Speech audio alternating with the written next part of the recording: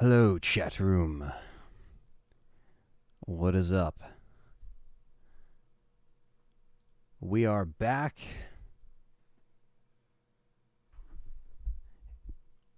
It's been about a week since the last stream.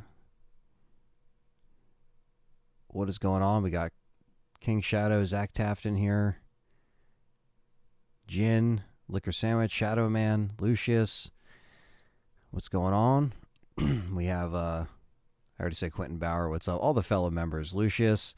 No, this is not, Dave Hedgehog said, Anthony's moving away from RE and focusing more on Roblox. No, that's not happening. I will not be making pizzas and driving box cars around.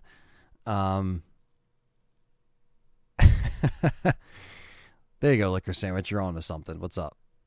We got Will in here. Natalia, what's going on? No, this isn't Roblox. Come on.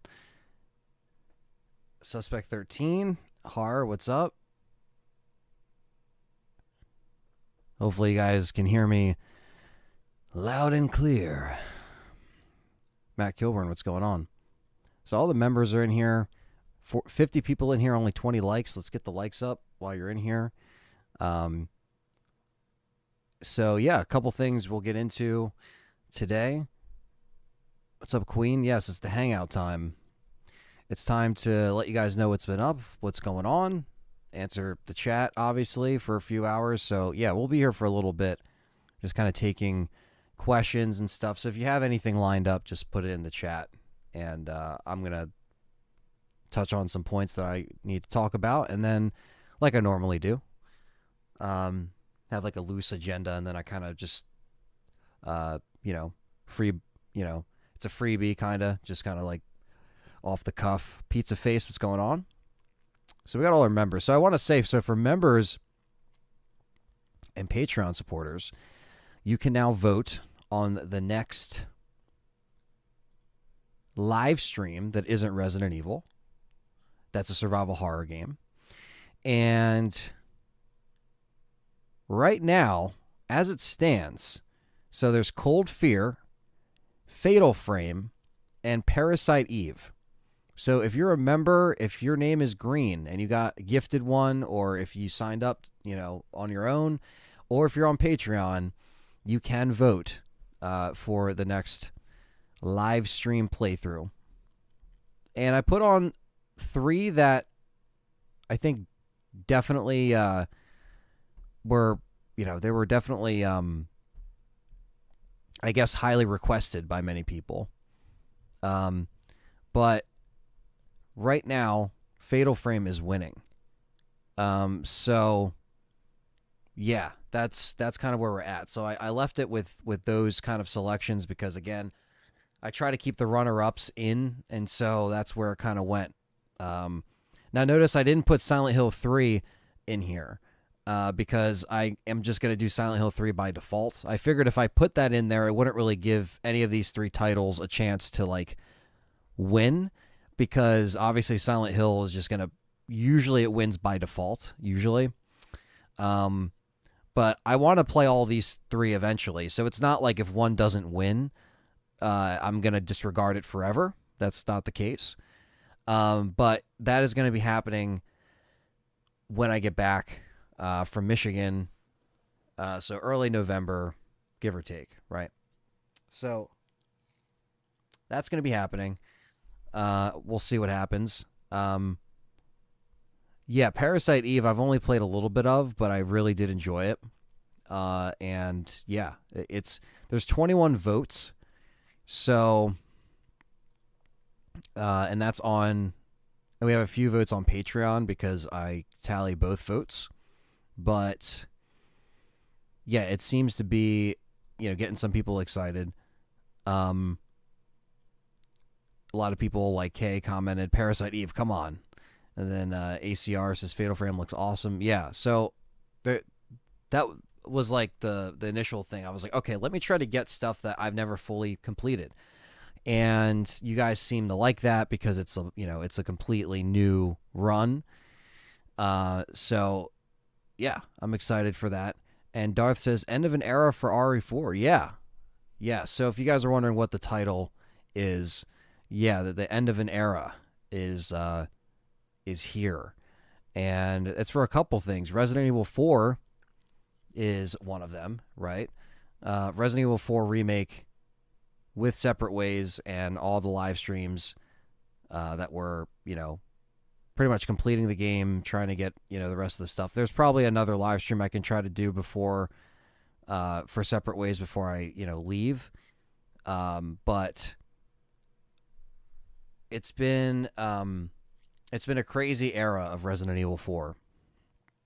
It's been over a year and a half almost. Well, it's been, a year and 4 months, going on 5, basically.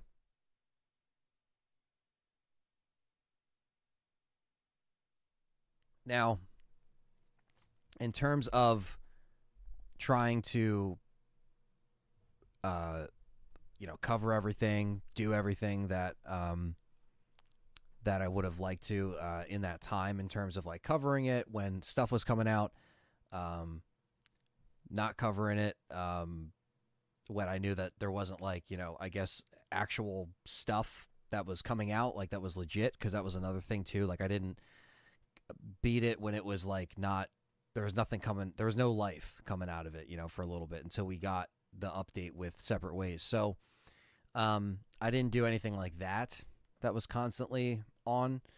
Um, but between, the year and 4 months, we hit some crazy milestones, some crazy stuff. 20K was a great, just a great milestone, amazing, and wouldn't be here without any of you guys, so guys and gals. So thank you for, sticking around.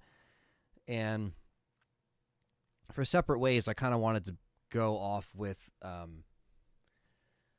guess, more of a bang, go out with a bang, I should say, which I would have liked to do. I don't know if I really necessarily did that to the best of my abilities, but I tried my best to, cover it when I got the code. I didn't really get it like early enough, like the other DLC, where I was able to actually have a review ready. So that was another thing. So there was a couple things that kind of sucked towards the end, to be honest with you. But it was cool to cover, Separate Ways, to kind of get September, because with my last update that I did on, probably on here and on Patreon and YouTube members, like the Last Survivors podcast, which is exclusive to those platforms there. Um, I I said it in the last update show that I did, because September was going to be completely different, and then obviously the second half of September became all RE4 Separate Ways, and it's fine. I mean, I I would like to, see more DLC if they ever did Operation Javier, stuff like that. But I think this pretty much is the end of Resident Evil 4 Remake. And it doesn't mean I'm not going to play it on the channel, or, I'm not going to stream it and still play it, because it's still a fun game. But it looks like we're at the end of the road with that one. So as far as like, the push, the algorithm, the interest is not really there, as much as it was. At least that's the case for some of my videos. It's just it's not as like, impactful as when they first came out, or the hype was really building up. So it's tough to kind of fight through that algorithm when you have other things. And it sounds really like lame and boring when you're not a content creator and you don't know what the hell I'm talking about.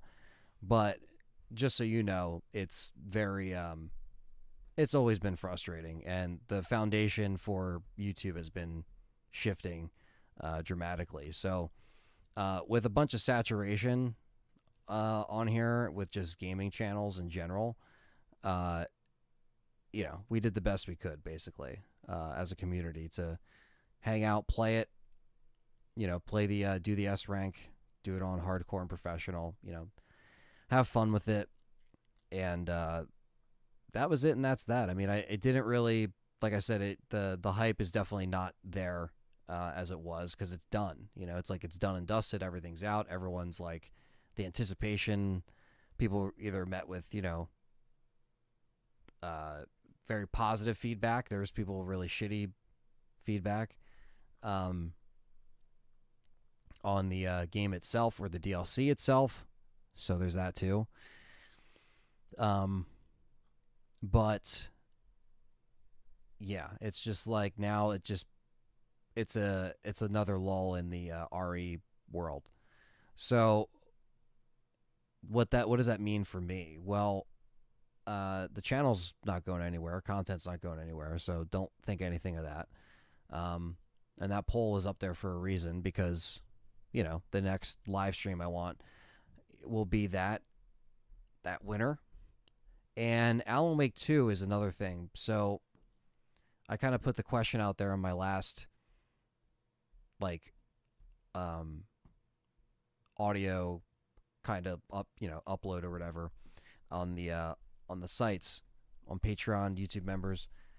I say the sites like it's some like the sites, but no, I kind of put it out there saying, is Alan Wake 2 something that people actually wanted to see?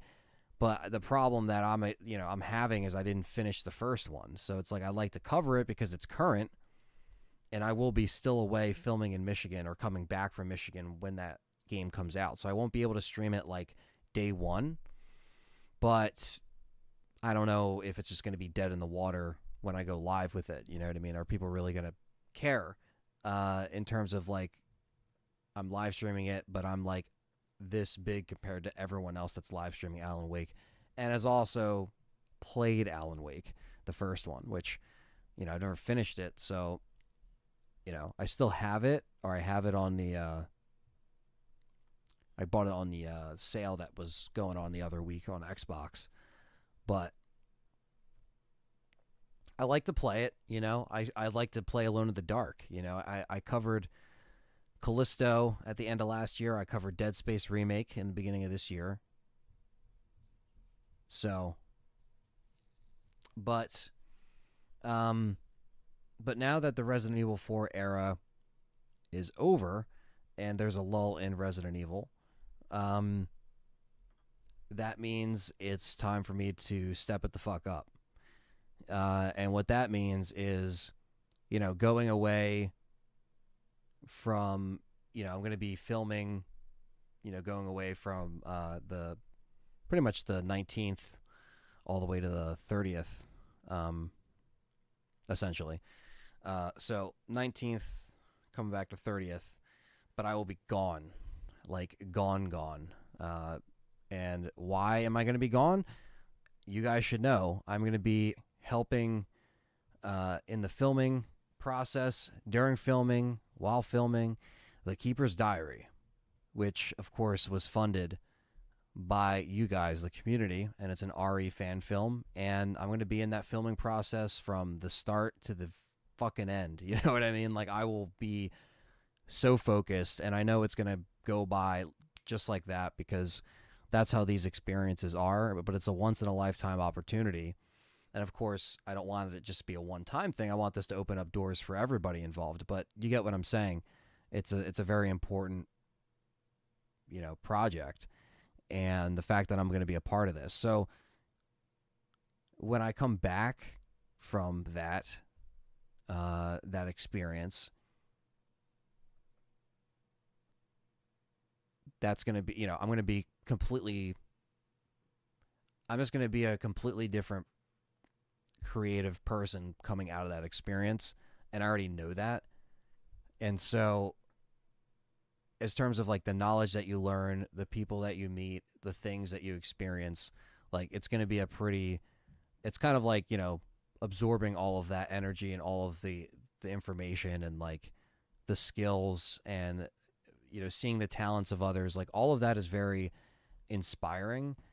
And not that you come back as a, someone who's completely different, but as far as like your creative flow and what, you're appreciative of and what what you can pull out of that experience, it's going to be a different feeling coming back, in many positive ways more than anything. there's nothing bad that can come from it. You know what I mean? It's just a matter of, can we get it done? And we will. You know, we have a tight schedule, but it is going to be, you know, we have some days there where we can, you know, do some extra content, maybe live stream together, whatever channel that ends up on or whatever we end up doing. You know, it will be able to actually hang out too and chill in between. But it's going to be it's different when you come back from that, you know, from that experience, because, you know, I want to take all that knowledge and everything that I learned and bring it over to everything that I do on the filmmaking side. So the filmmaking, you know, I have a film channel that has been on here since 2007, and it's Inocula Productions. It's on my channel as well. You can see it on the banners of the channels that I have there. You know, that is something that I'm still working on, you know, all the time to try to, you know, make new projects, do different things. And that's going to definitely be, it's going to definitely be a lot more active, you know, as those things kind of, you know, take more of a hold on what I'm doing. So, but Thunder's Productions is here with the 5 memberships. The gifted Lucius, Robert, Phil, Eric, and RWK are now members courtesy of Thunder's Productions. Thank you, brother. And I'll get to some of these comments too. I don't mean to be missing out on anybody. I just wanted to call out the gifted stuff real quick. Thank you, Thunders, for being a member and always supporting. Really appreciate that. And now that you guys are members, vote on the next live stream. You know, so yeah, Thunder's giving back to the community. You can vote on a live stream, and you can check out the brand new episode of the Last Survivors podcast, which is for members and Patreon. So there you go. Appreciate that. Thank you so much. And if you guys haven't hit the like button, let's get it. Let's get the likes. But yeah, so when you come out of an experience like a big film project like that, you know, you learn a lot of stuff, and I want to take that stuff on to what I do with just production in general and obviously filmmaking stuff. And I'm always coming up with ideas, and, you know, there's a bunch of stuff that we want to do up and coming for the film channel that also just isn't just film projects, like very few and far between, because sometimes it's hard to get projects done very quickly, you know, when you're working on the level like I'm at, where it's a lot of DIY, you know, maybe a couple other people for the film process, because you need more people to film and you need actors and people on set. But yeah, it's time to step it up with that stuff. So that means I'm gonna have to make time, you know, more for Inocula Productions, and, you know, I make time for this channel too, because this is like the biggest channel that I have. So obviously this has been taking 110% priority, which has also affected Inocula Productions to not have anything on it, to be pretty dormant through the years. And that's just on me, you know. There's no one else to blame but me, basically. But there is more that can be done on that channel. And so I'm going to start doing that, you know, a lot more. I'm also going to try to finally launch, you know, a third channel that is also going to be everything else. You know, gaming is very saturated on YouTube. It's very hard to break through. But I think we could do this, you know. I don't know what the name will be. I know I want to do it. I've been talking about it for a while. But when I get back in November, you know, things are going to be a little different. And that's kind of also why this is called the end of an era, because it's like, yeah, it's the end of RE4, but it's also the end of the era of just me focusing on one thing mostly, if that makes sense.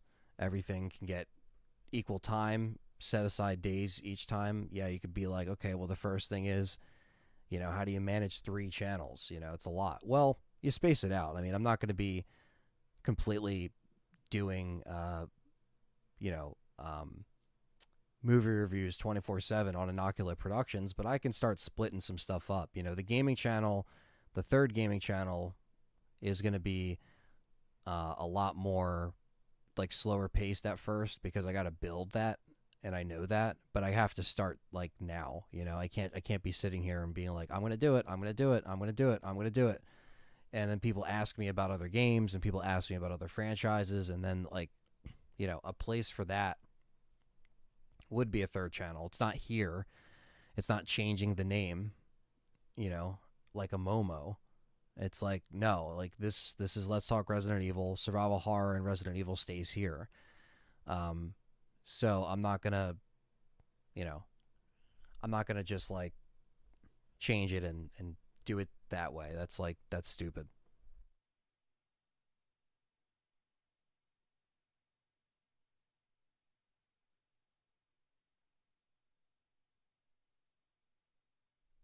So with that being said, Ramos says, "When is the OnlyFans page coming up?" That will be next year. OnlyFans launches in February. No, I'm just kidding. No. I, but yeah, the plan is it's to just do some more stuff. Because when there's a lull in Resident Evil, you know it's even harder to grow. It's hard to grow now when there's actual Resident Evil stuff going on, but it's even harder to grow when there's nothing going on for like what your channel is based around. So yeah, so it has to happen now, basically. The film channel has, I tried to start doing some content last year. I talked about some of the 4Ks. I've done some 4K reviews, some physical media stuff. That's what can also be kind of expected on my film channel on top of my films and my, comedy skits and, little videos like that. But I feel like it's, there's also so much room for like, a podcast or another, there's just so much stuff I'd like to talk about on the film side. And then I guess you know, the other gaming side of things. So, but I kind of just tested it out in the past year, doing some videos like that where it's unboxing videos or Vinegar Syndrome videos. Um,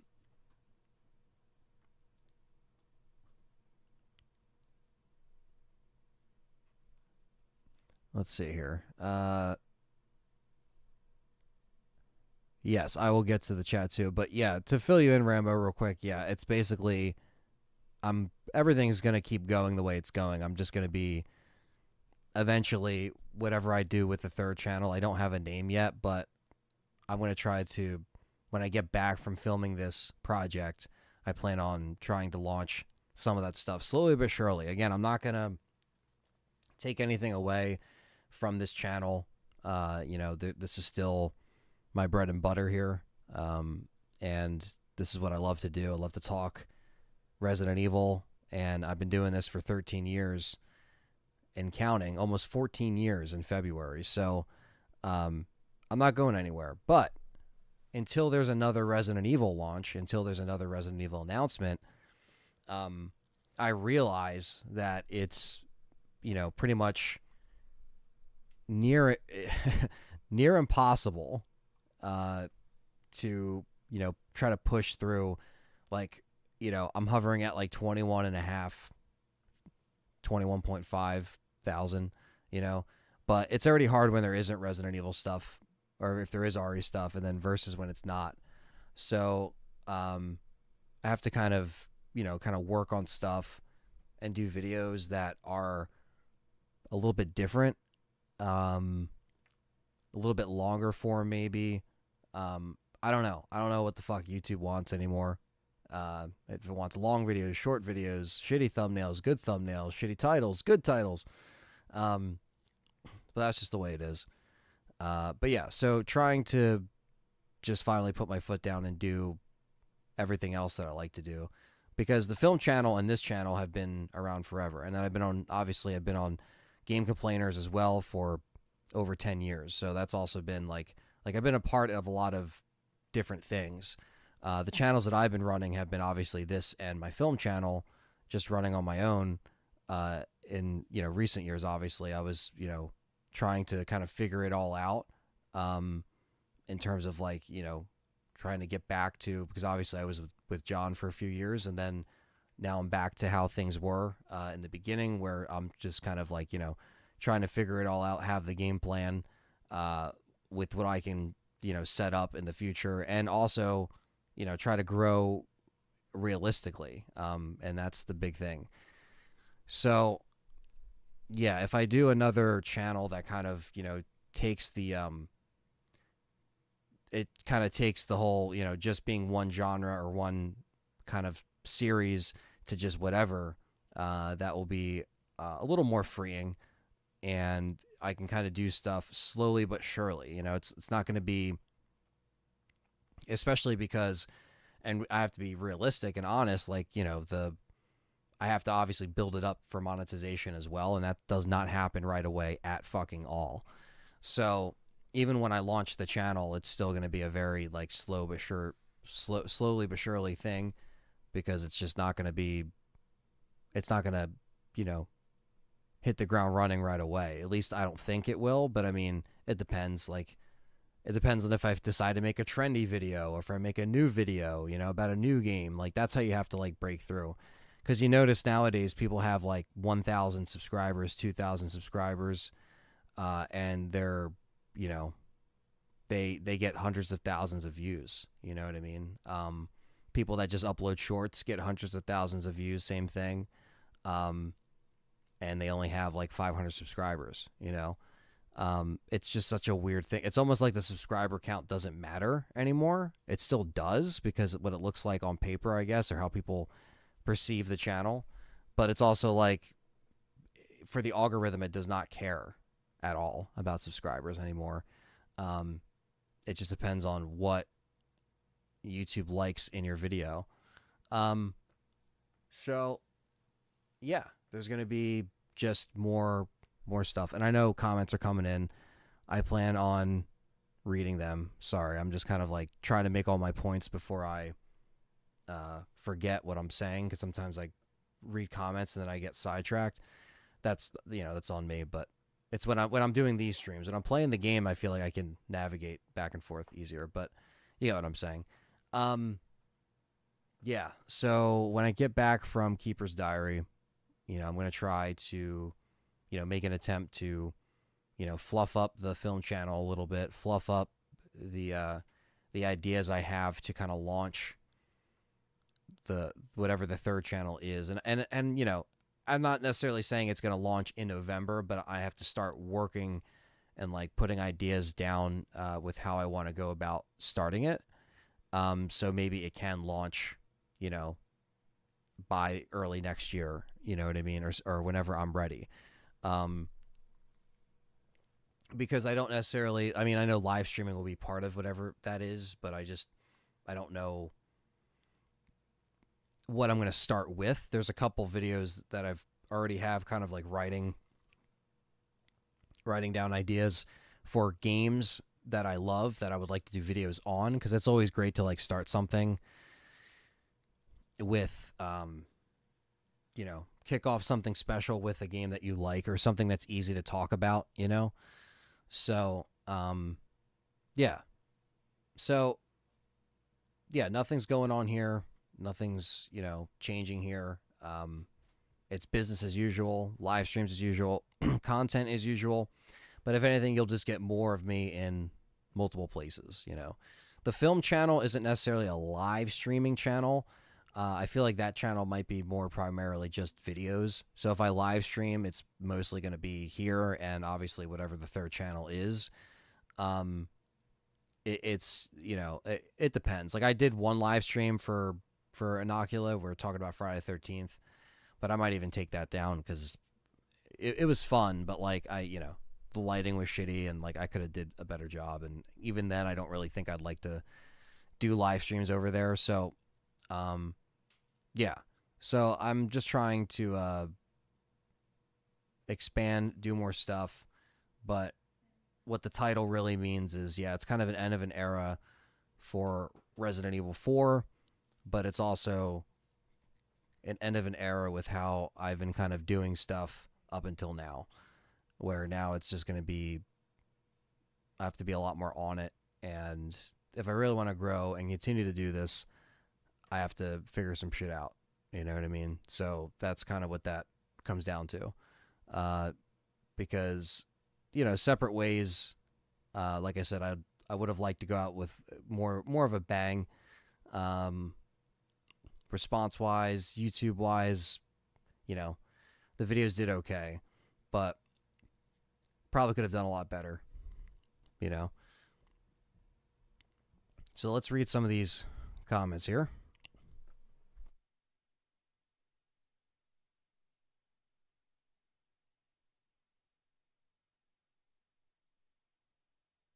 And James is here. Hello, James. Hello. Let's see here. Hello, James. Really excited to finish Separate Ways, Queen. Got 3 or 4 chapters in. There you go. You're almost there. 7 chapters. Next stream for RE4 Remake will either be iOS or PSVR 2, which will have traction, I assume. Yeah, I'll be checking them out probably. Dart says local saturation. All in all, the RE4 Remake era was awesome. Let's hope Capcom can top it. Yeah, hopefully they keep the momentum going. I have no doubt that RE5 is next. And no, I'm not leaving anybody, Brill. You're good. What's up, Jeff M., fellow member? Justin Bird, I think I said what's up to you. Thanks again, Thunders, for the gifted sub, or the gifted memberships, rather. Thunder says, you got this. Thank you. Momo thought I was the only one who said that, says some sweet trim. No, I say it. But yeah, Rambo, hopefully, I'll have more details and stuff, maybe by early next year, when I feel like launching everything, for the channel. So you guys will know. And you have an amazing channel and community. We'll always support it. Thank you, Jeff M. Yeah, I mean, I'm nothing without you guys, so thanks for being here. And yeah, Brian, I'm going to be expanding on what I do even further. And I've said this before. I know I've said this. This isn't this isn't the first time I talked about the 3rd channel or a big announcement. I know that might be the first time you guys have heard this come out, before. But no, I've said this before in a couple other Hangouts. So I didn't really want to make it a big announcement like this. It's not even a big announcement. It's just me saying I'm going to do it sooner than later. I'm not just going to say it anymore and it doesn't really become anything. So you got to make it work. So Lucia says, I think we love to see another channel. Well, I appreciate that. I know all the hardcore fans will follow, and I appreciate that. Liquor Sarah says, Max Payne playthrough when? Honestly, it's funny. I did one on this channel. You have to go back in the playlist to find it. But yeah, I would love to hit up the Max Payne series for sure. Mountain Art says, what's good? I've been playing Alan Wake, and it's pretty good. And you're making another channel? Yeah, that's kind of what's going on. But I'm not going anywhere on here either. So I'm going to support any channels you got. Thank you, Thunders. And thank you, Jeff M. and Lucius, for those comments.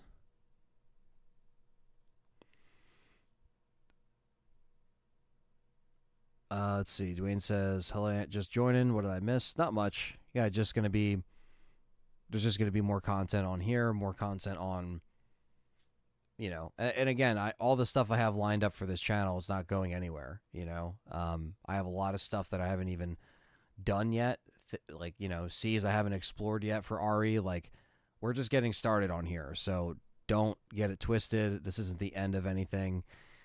This is just the start of something new, something more, taking things to another level. Because like I said, when I come back from Keeper's Diary, it's going to be, it's going to inspire me to do more, to do better, and I feel like that's going to be, latched on to what I do content-wise. So, yeah. So, this isn't this is the end of me doing, content on LTRE all the time, or I'm going to stream sometimes and not all the time. No, it's going to be the same from what you've got in the last couple years, from how I've been able to run this by myself again after all this time.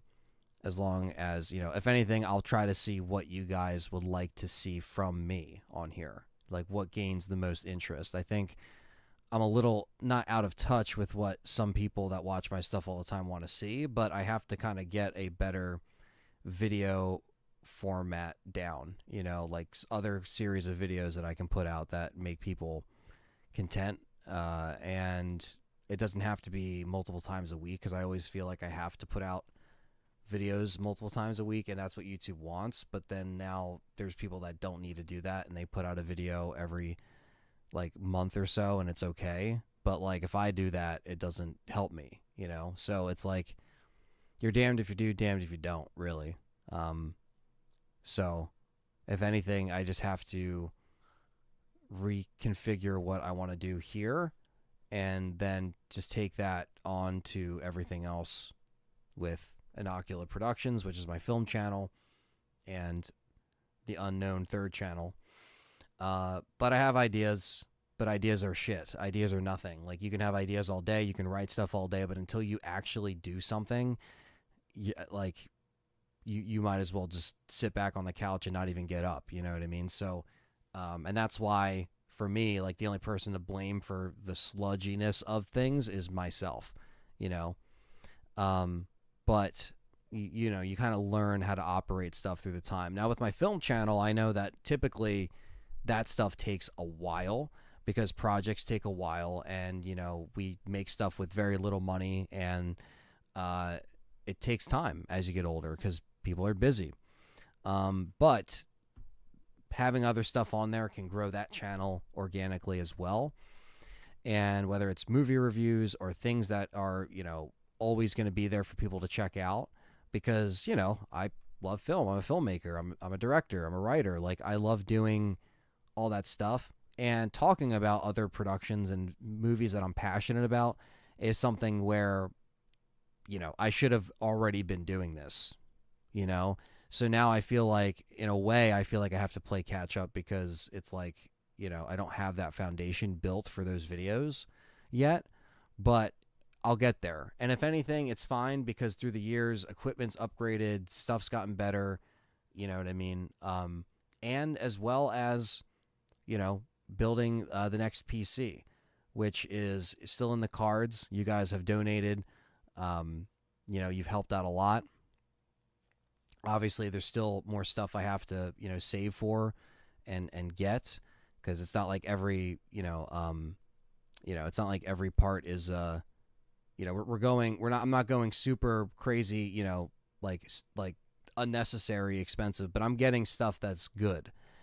And another part of the title, End of an Era, is also because, yes, I will be building another PC very soon. And with that is going to be a new era of, 4K video productions, shooting stuff in a lot higher resolution. Perry is going to be helping me out with that build. Shout out to him. And, we're going to probably be live streaming the build on here. So we're actually going to be live streaming it on this channel. The PC you guys basically helped build will be broadcasted. So that's still happening too. I'm just not sure when exactly, but it's going to be happening. And that's going to be, 10 years with the computer that I'm on now. Obviously, I've been, things have been upgraded, parts have been swapped out, but this build really started 10 years ago. And it was an era when I was getting into PC editing and, PC gaming. So it's another era where I can give you guys quality content, faster content. Not so much faster content, but just more snappier. I can render stuff faster. I can work faster. Thunders, with the other 5 memberships, Kendo Gun Shop, Patriot, Mountain Arts, Dwayne, S.T.A.R.S, and Gaz, are now members. Thank you guys. And all you guys got to vote. Vote. If Thunders is bringing you into this community, being so generous, you guys can vote on the next live stream. When I get back from Michigan, when my ass gets back to Jersey, what am I going to be streaming? You guys have the power. Whether you're on Patreon or YouTube memberships, any tier, you can vote. So thank you, Thunders Productions, and go ahead and vote. I think Fatal Frame is still winning, But maybe by the time this ends, we'll see if there's a change. Vote now while you're live. Don't leave the stream. Open up another tab, go and vote, because that should be enabled now that you're a member, and you should see the post on my community tab or in your subscription feed. So, yeah. It's an end of an era for a lot of things. But, once something ends, something new opens up, right? So, having another PC that is a lot more snappier, a lot more 2023 updated. I can play mods for you guys. I can play games on PC when they come out. You know what I mean? I have more options. So that's another thing that kind of like, it didn't hold me back this year, but there definitely was more setbacks with the PC than there was, things going smoothly. But I was able to pull everything off in terms of like, still when I wanted to, and the live stream still went off, and like RE4 was still covered, besides like, the hiccup that happened in the summer with the power outage and shit like that. I already talked to you guys about that. But yeah, it's definitely been a crazy ride, this year. But like I said, the title does not mean this is over. You're going to get any less. No, if anything, you're going to get more of me on multiple levels. And, that's how it should be. And the computer will help with that. What's going on, Christine? Welcome. Christine will finally get the Uncharted playthrough that she wants, you know what I mean, eventually. So that's why, when I'm going to be operating on 3 channels, technically 4 if you count Game Complainers, but I'm a co-host there. I don't run the channel like, I don't live stream regularly. That's all Perry. But, 3 channels that I'm going to be running, and having a good PC to do it is the way, So yeah, just letting you guys know that that's going to be happening. And it's all going to really start. The pieces are going to start coming together once I get back from Michigan.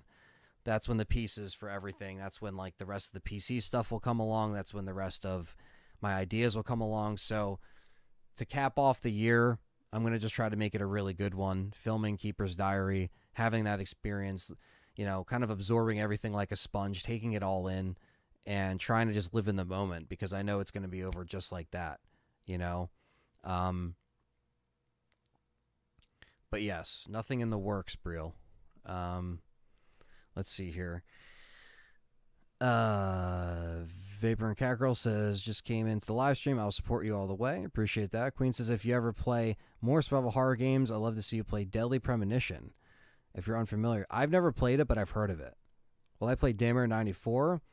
Demo was good. I actually just played Daymare 1994. I just finished it, BM, on the channel right before Separate Ways came out, or before it was announced. Aaron Hooper, what's going on, brother? Oh, you're on your way home from an event. Hope it was a good time. Kendo's in here. What kind of content will we get with the Gold Edition RE4? Then maybe we'll get a similar to RE2 Remake DLC. I don't know. I really don't know. Like, if they did a Gold Edition for 4. I mean, they haven't done a Gold Edition for a remake. It's always been the mainline games. But I don't think if they have a complete edition, so to speak, or something like that for RE4, I don't think we'll get any more DLC. Like, I think they're done here, But that's just my opinion. I know, look, I would like to see more Krauser as much as the next guy, but that's, I think they're done.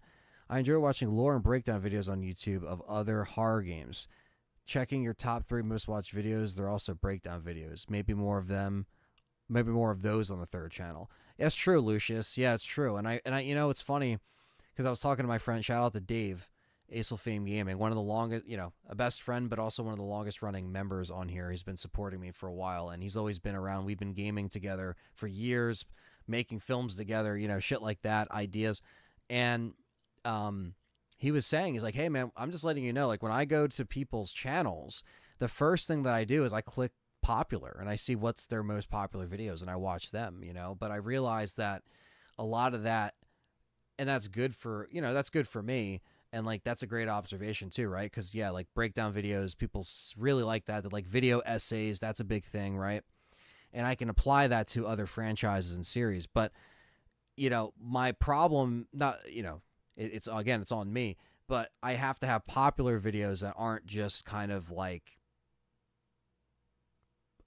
little pieces of that time, right? Like if you see my most popular videos, a breakdown of the RE3 remake trailer and then like a Village trailer, well, that's cool that that's in the popular and people see it, but I need to have something there that's not like just outdated by the time the next thing comes out. You know what I mean? Because no one's really going to be watching it now.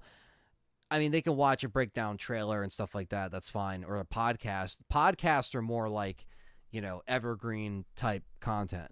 But I need more evergreen with my videos that aren't just like period pieces of that era of the game, of covering the game. It's fine because people might want to go back and be like, what did he think here? What was the mindset of this? That's cool. But you're right. Like those breakdown videos are probably going to be a good thing to utilize on the other channel. And then as far as popular videos on this channel, yeah, a lot of it, some of it's reviews, like some of it is reviews and podcasts, and that's great. But which those are more evergreen. But and the podcast isn't going anywhere. You know what I mean? There's always going to be the podcast. There's always going to be reviews of Resident Evil stuff on here, discussions of Resident Evil. So those are always going to be evergreen in that. Obviously ideas change. Like if you go back to the old shows that are over like, from like 2012, yeah, my opinions are not very evergreen because I've changed a lot as a person and I've played a lot more Resident Evil. So my experience with gaming has evolved, So my opinion of what I said about something in 2013, like shitting on Code Veronica, I don't really feel that way now because I actually like Code Veronica. But like at the time I was like frustrated and fed up with that playthrough that I did. And I like also just didn't really like it that much growing up. I enjoyed it, but it's something that you play more as the years go on and you start to grow with it. Right. So, yeah. So yes, Lucius, that's a good point. But yeah, I just wanted to bring that up because I thought that was an interesting point, and yeah, that kind of goes hand in hand with what he said. So, what do we got here? Thunders, I leave for filming. I'm going to be leaving on the 19th, and we start filming on the 22nd, and then we're going to be going for like about a week straight, straight on through. But I'm probably going to be there a total of like 10 days. 9-10 days with the with driving and stuff like that. So I have been a little less active on here as of late, but it's also been because I've been trying to get ready and get prepared and look up the stuff that I need to know. So I love to see you play Gears games. Volunteer to be a co-op partner. Oh yeah, man. Look, Gears of War is something I know I will eventually play. I don't know when, but Gears is one of those games that, like, yeah, that'd be a really cool thing to do.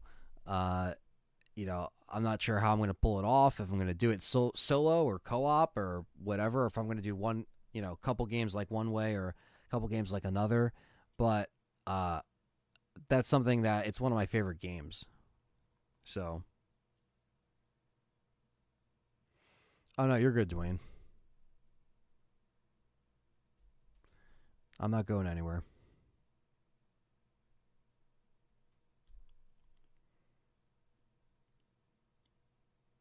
Why not choose a topic that will earn you the most from what YouTube can offer you? You mean a topic? You mean a topic of the channel? I don't know. So that's the thing, is like I'm not trying to chase any clout or do anything like that. I'm gonna just do what I know best, and that's like gaming, and then movies is the other thing. So it's like that kind of covers the all the bases, so to speak. Joey Dragtoner, what's going on? Christine is in the house.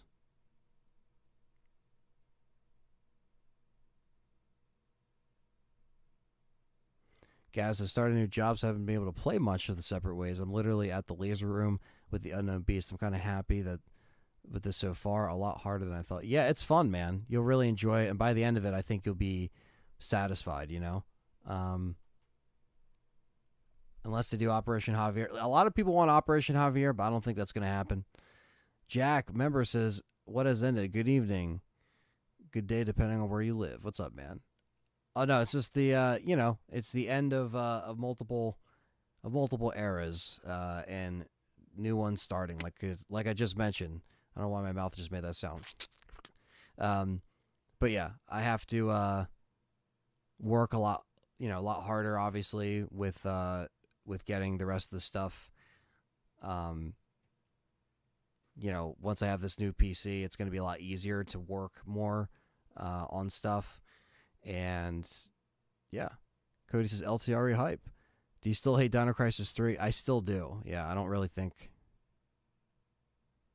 I'm going to go back to Dino Crisis 3. Are we going to see you make a cameo in Keeper's Diary? I'll love to see it. No, I won't make a cameo.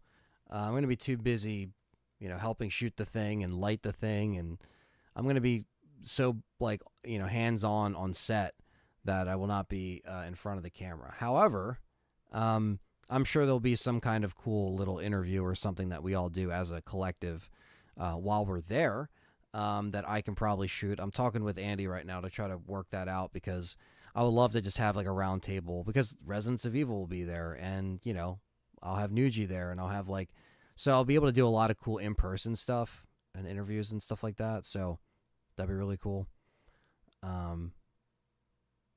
So yeah, don't think I'll make a cameo, but I will be working. I will be just on.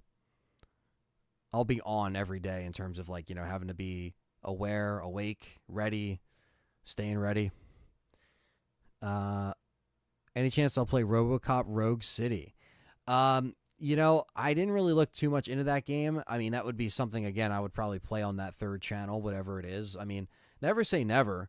I just didn't really, I like RoboCop, don't get me wrong, but I just don't really have that much interest in that game. I didn't really see much of it, but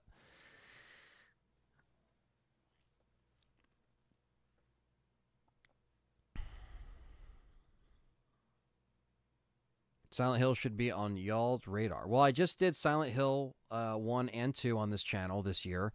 I went back and played them both because the members voted on it, and members and Patreon supporters.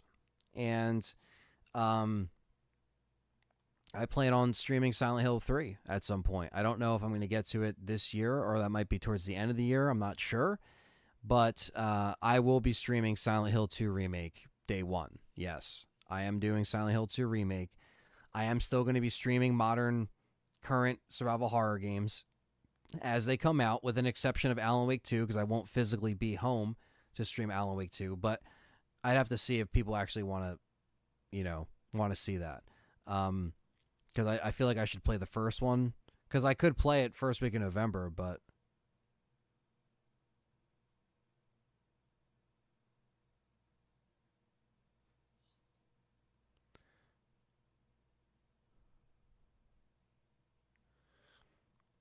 Callie she'll be doing the behind the scenes photos and everything for Keeper's Diary. So yes, that's going to be going down. Joey says, John said the RE4 remake passed RE2 original for his favorite, which surprised me. Yeah, I mean, I think he mentioned that to me when I last chatted with him on the phone. And yeah, I mean, look, I know a lot of people feel that way. I mean, for me, nothing's going to beat, Remake 1 or 3 until it does, but I don't think, that hasn't even come close. The original trilogy, Remake, RE3 original being my favorite, nothing's beaten that. You excited for the Tool Tour? Yes, Liquor Sandwich. I have tickets. I was only able to afford nosebleeds, but I got nosebleeds, which, to be honest, I've never really done at a Tool show, but I'm sure it'll be fine. Because obviously they're a visual band, but god damn, those tickets got really expensive. And they're not for nothing. I mean, they're it's a great venue. I love Wells Fargo in Philly. That's where I'll be seeing them. But it's fine. I mean, look, I've seen Tool 7 times at this point. This will probably be my 7th or 8th time. So, and I've seen them close, far away. So, I'm not worried about it. I think it'll be a good time. But, yeah, they raised their prices a little bit. And it's mostly the venue. It's not so much the band, because the venue is taking. I mean, obviously, yes, the band has something to do with the prices, but when you look at the fees, you notice, wow, $80 on this ticket is just going to Wells Fargo. You know what I mean? Like things like that. It's just like Tool's playing here in Vegas, and they're not playing at the Sphere. Is that like a big venue? Hockey fan heard Tool, and he's in the house. What's up, man? Another member and longtime supporter. What's up, brother? I know he'll be checking out Tool in November. But yeah, I got nosebleeds for them. And it's kind of cool. We got like, because it's going to be me and my two other friends. Shout out to Eddie and Dave. We're going to be like, there's like this like little like section that's off on its own. That's like 3 seats in that nosebleed section. So that's like what I got. Kind of more straight back, like straight on. It's not really to the side. It's like, so yeah, I guess it is pretty far back. But I mean, Wells Fargo is like a really good venue in terms of sound. So every band that I've ever seen there just kills it, no matter where you are with, the sound. Most part in the UK, Dino Crisis was never really popular here, says Jack. It was a game that you always found one quirky guy liked, but everyone else played RE. Yeah, I mean, yeah, it was definitely it was a niche under a niche. It's like it was underneath that RE, kind of like crowd, and some of them, got to it, but yeah, I do like Dino Crisis. That's another one I'm going to be streaming again because it's been a little while, and a lot of people want me to stream that game. And I've streamed it before. In fact, I think I streamed it in like, I want to say 2021, I think. Maybe. I was by myself when I streamed it, so it could have been 21. But yeah, I'm going to go back and do that. If you ever get a chance to look up the Sphere in Vegas, it's the craziest concert venue. It opened up not too long ago. Oh, okay. Josh says, "What's up? An end of an era? Are you say? You say?" Yes, end of an era for things to be slowed down. There's not going to be any more sluggish or slowed down work. It's just going to be a lot more focused, a lot more organized. And again, once I get this PC ready to rock and roll, it'll be a lot more fast and snappier, and I can actually edit and save stuff on 4K, and it's going to be cool. It's going to be awesome. If I want to shoot in 4K, I can eventually do that and have those files on my computer without a problem. Like, it's an end of an era for a lot of things, and I think for that creative kind of side, it's just going to get even more. It's going to get even more, ramped up. So I'm not going anywhere. Content's not going anywhere. Channels are going to be figured out a little bit more constructed. And like I was telling Lucius and everyone else in the chat, yeah, going to try to gauge maybe what people would like to see a little bit more on this channel, where it's a more of an organized approach, because I need more videos on here that are on top of the podcast that can kind of go on forever and kind of make their mark. Not a gig person, but next time Deftones comes to the UK, I'll cry. Yeah, I'm ready for Deftones every time. I've seen them like 7 times as well. I think they're going to be announcing a tour soon. Because I think they're working on an album. I don't know if they're going to tour before they finish the album. I don't know, but maybe next summer they'll come around. I want to go see them at Madison Square Garden, says Hockey Fan. I've been to MSG once, and it was awesome. It was fucking awesome. I mean, it's just such a legendary venue. It's such a legendary venue.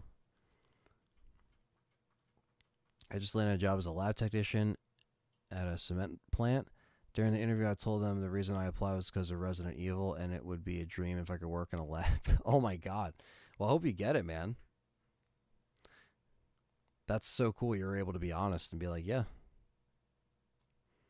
Tool said they're hitting the studio after this tour. I hope so, man. But, them hitting the studio is not going to be anytime soon. I feel like them recording, they take their good old time. Jack says, my girlfriend saw me watching one of your streams, and she said, wow, He's still going. That's awesome. She remembered you from the Operation Raccoon City days. I hope we get a game like that again. Are you serious? That is so cool. Wow. That's awesome, Jack. So someone remembered me from the Operation Raccoon City days. That's actually so cool. That is so dope. It's funny because for a while, and it's still one of my most like popular reviews, is Operation Raccoon City. And that's funny. So she probably was around during that era, which was 2012. Yeah. That's so fucking cool. Small world, right? Um, Ashley says, we will always be here to support you. Anthony, whether your content upload is slow or fast, we'll be here regardless. Well, thank you.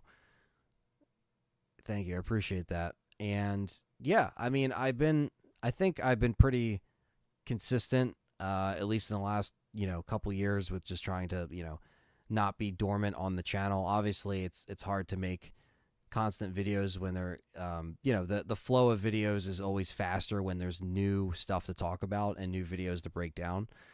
But, the plan is just to, make the content a little more dense, with the, like have a video that's probably a little bit lengthier, but there's a lot going on in it. It's like, whether it's an essay or it's about Jimmy James. My cat is just lovey today. They're playing Swamp Song, bro. Yo, hockey fan. So I saw that, right? And guess what? The one date that they actually played Swamp Song was when I saw them in 2019. It was right before everything got fucked. And I saw them right after Fear Inoculum came out. And before that, they haven't played it since like 2007 or 8 or 9. And Philly was the one show since this tour that I just started that they played Swamp Song. And I was like when they played it, I looked at my friend Dave. I was like, holy shit. I was like, this is a deep cut right here. And Maynard sounded awesome. So yeah, the fact that I'm getting it again, but I might be getting Rosetta Stoned on top of it. The song's called Rosetta Stoned. Holy shit. Like, that's going to be a fucking killer set. I know people complain about the set list, but like, fuck them.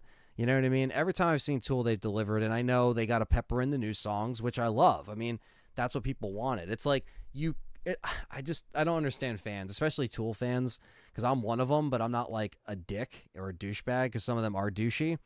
And the thing is, it's like, dude, like, you waited how long for this album? 12 years to come out. It comes out, and then they're playing songs off of it, but it's not good enough. It's like, what? Like, I understand you want old shit, and they still have it, but it's like, they're already putting in shit they haven't played with in like years. I don't know. Exactly. Yeah, Maynard doesn't write lyrics until all the music's done. Yeah, so that's the thing. It's just like Adam, Justin, and Danny are just like whenever they get that shit done, but who knows?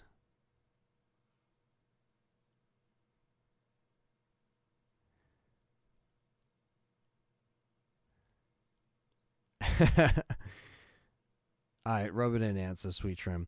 If they play Passenger or Rosemary, I swear I'll burst into tears. Oh, yeah, so good.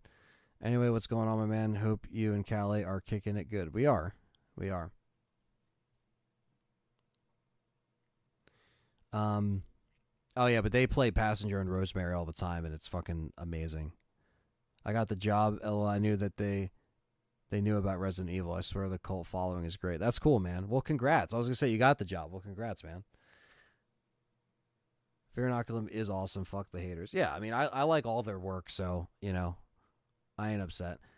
Oh, you got Intolerance instead of Swamp Song in 2019. You know what? That's still great. Intolerance is such a great song.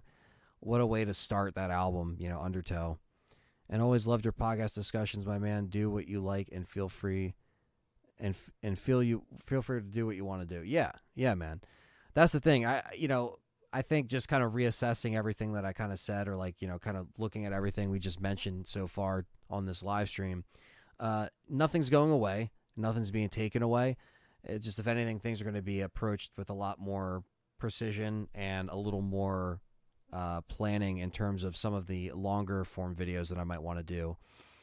But definitely in the minority here, but never really listened to Tool. What albums would you recommend to start with? Oh, man, that's a good question. most people would probably say Anima. Undertow is more raw. It's more like straightforward, you know. Anima is when they started to get a lot more like progressive with their music, and you know, the notes and everything were a lot more, you know, like there's a lot more kind of, you know, methods behind the madness, so to speak, you know. Um, and I think Anima is a great one to start with. Uh, but some people would say Lateralis, which Lateralis is my favorite Tool album. So, but I would say Anima uh, will kind of get, because it's dark. Like there's a lot of dark stuff there, but you know where the like the following albums just get a lot more proggy, and you know, yeah. Hockey fan says Anima, yeah. So there you go. And the good thing is they're all on digital now, so you can you can watch them or listen to them wherever.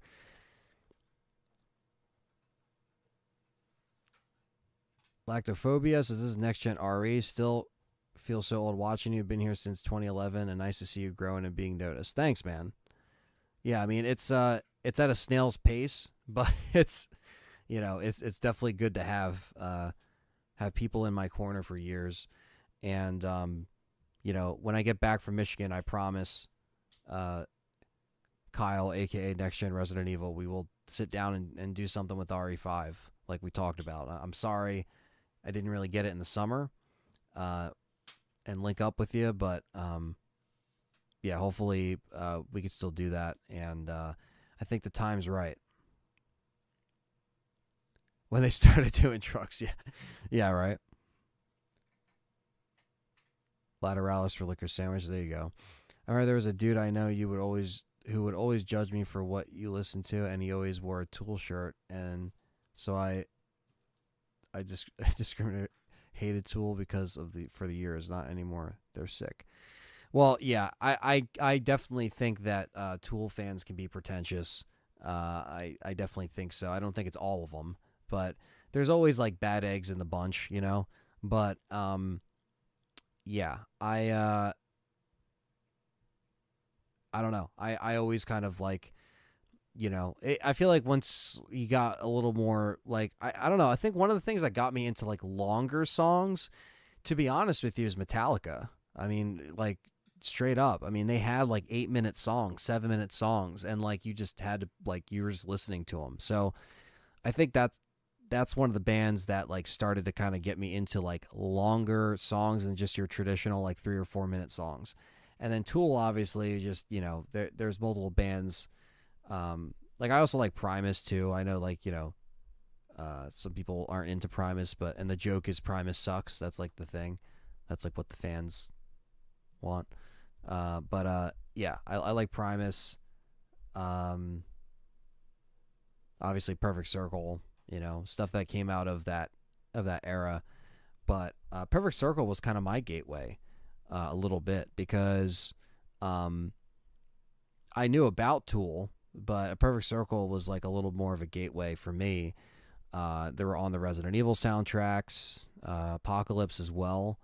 Um, Movie soundtracks were a big deal, you know, on top of game soundtracks, of course, like original soundtracks from them. Uh, but yeah, I like everything from Breaking Benjamin, the Slipknot, to Deftones, to Chevelle, to you know, exactly. Hockey fan knows Primus sucks. He knows. He see, yeah, he's in on it. That's the thing. It's like when you're in, you know, like you don't say you never say Primus is good.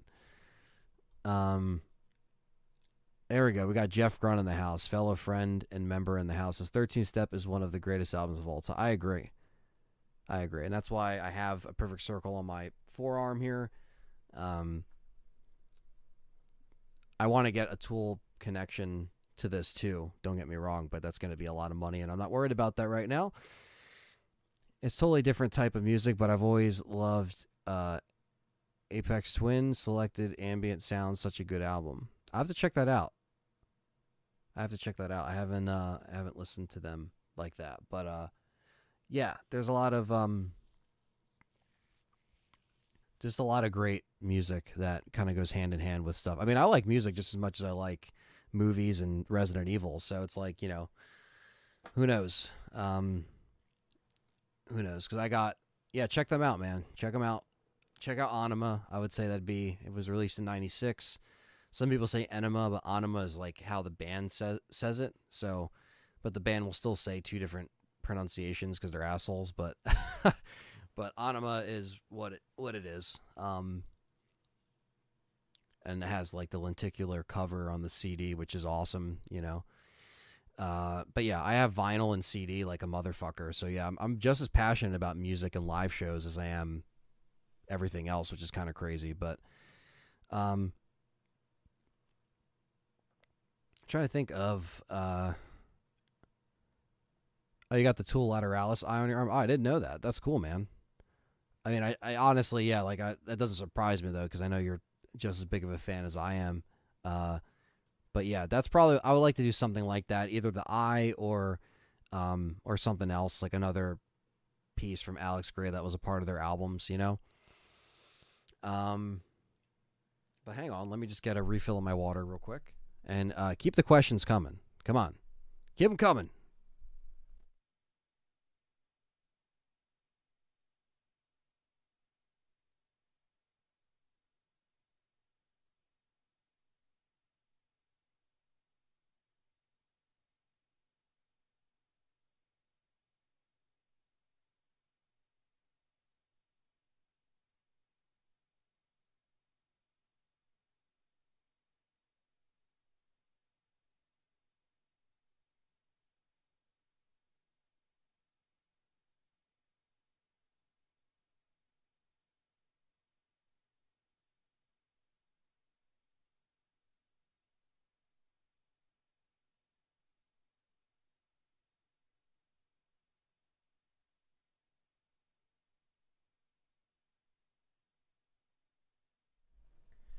Scoundrel saying safe travels to Michigan. Well, thank you, buddy. I appreciate that.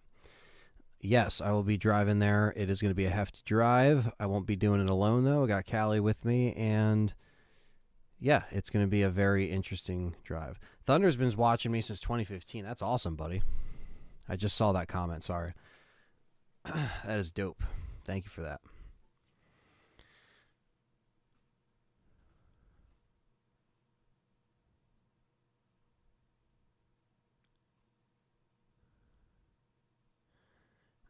I love going to live shows. Have dropped off a bit since 2020. I'm a huge Iron Maiden fan, but I've seen them multiple times in concert. Definitely my go-to band.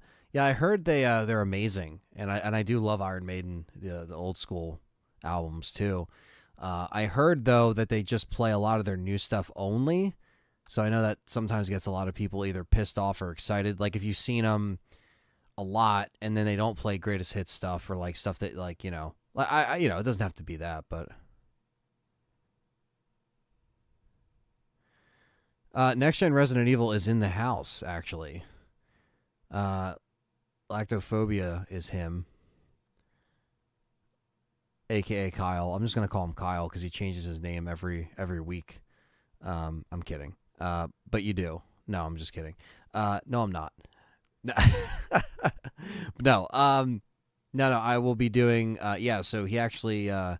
He was. I think the last time he was on the channel was when me, John, and him played Operation Raccoon Titties, and Operation Raccoon City. Sorry, that's a different game I'm thinking of. No. Maiden is tremendous live, says Hockey Fan.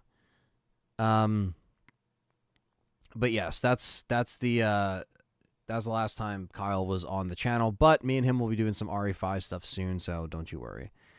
My favorite save room theme from Resident Evil, probably Resident Evil 1. Is probably my favorite save room theme, and then I would say Resident Evil 2, and then Resident Evil 3 for the save room things. Those would be like my top three. So yeah, 1, 2, 3. Killer Scratches, I've been sub since 2014-15. Well, that's cool. I'm happy to see all the OGs here. and people that were around in the era when it was different. It was funny. I was talking to, we played, me and Dave, we played Slender Man because there was like this 4K remaster thing. And we were playing it, and it kind of brought me back to, that era when it stopped becoming like face cam, and it became face cam because everybody wanted like your reaction and to see your face and like your creepy, freaky expressions and all that stuff. And it all happened because of Slender Man. Not a lot of people remember that being a thing, but it was definitely the thing. It was like horror games, like, I don't know, like I feel like that started that trend, the PewDiePies and the, whoever else. It started that where people want to see your face. And for a while, for a while, it was like,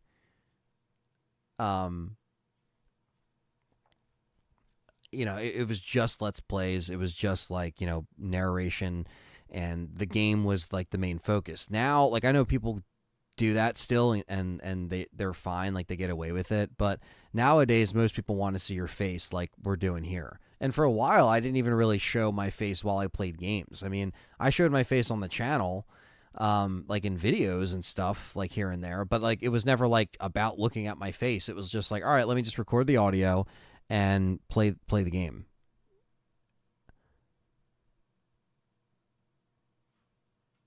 Yeah, exactly, Jeff Grunt. It was, PewDiePie, FPS horror games. Now, it was starting to happen. The seeds were kind of planted in 2011, 2012, when people started to do that with horror games, and then the ball just kept rolling. Then you had Minecraft videos with cams, and like we used to call them scare cams because that's what they were. It was supposed to be a camera showing you getting scared, and that's why it got clicks, and that's why it became trendy. But for, the early half of this channel, when you go back and watch those early playthroughs, I mean, I wasn't on camera while I was playing the game. And so I think it was even like RE2 Remake, I still wasn't on camera playing the game. It was like right around like, it was during 2019, I think, it was when I started to do like more live streams like on camera. Like I held out for a while. I probably would have been a lot more successful if I was on camera sooner, because I would have caught on that trend. But yeah, RE7 just kind of furthered that a little bit more. And even that stream I did off camera. Like I just did audio because I didn't see it as important, but it really would have engaged people a little more. And like if I did it sooner. But like better late than never. I started to really do it in, 2019 and stuff like that. But yeah. Jeff saw Maiden and they did a split of new and classics. That's awesome. Deleted my channel years ago. Never really grinded back out content to get it back in the scene. Well, it's all good, man. I'm sure you can, find something else that, makes your mark a little bit, Where can I find the raccoon titties? Asking for a Francis scoundrel. Not in this universe. It's the alternate Raccoon City game.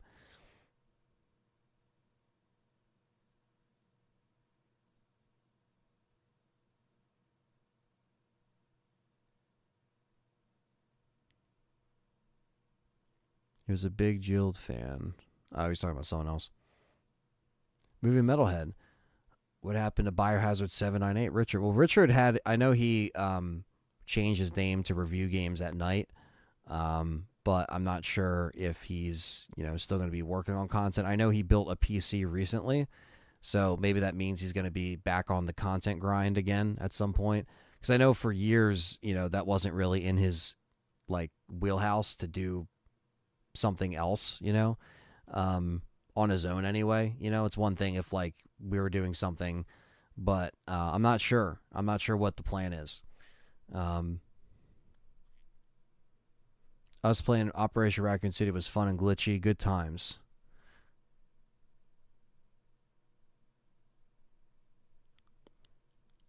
It's easier for viewers to connect with you with the face cam for sure. Yeah, no, exactly. And that's the thing too. So I had to, I kind of had to catch up on that myself, kind of had to catch up on the, what was, trendy and what was, working at the time. But by the time I got onto it, it wasn't even a trend at that point. It was the norm. It was like, everyone had a face cam, or now they're green screened into the, into their footage.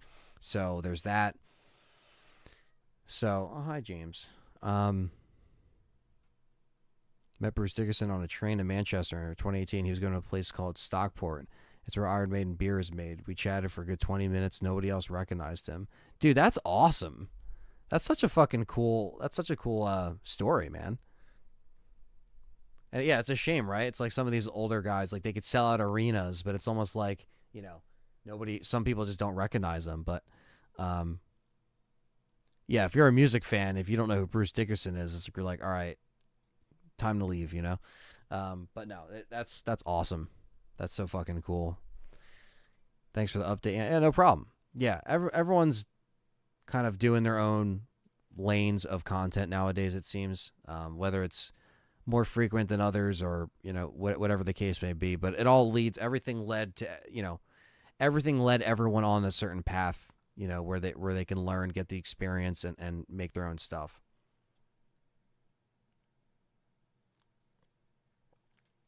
And I'm going to continue to expand on that. Like I said, the title of this doesn't mean anything. It doesn't mean I'm going anywhere. It doesn't mean things are going to slow down.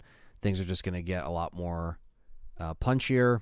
Production's going to be picked up a little bit. I'm going to have a PC that is going to be a lot more smooth and consistent with like the things I wanted to do and the content that I can do on the fly. I'm not like restricted by any hardware problems, software problems, the works. Like it's going to be all figured out.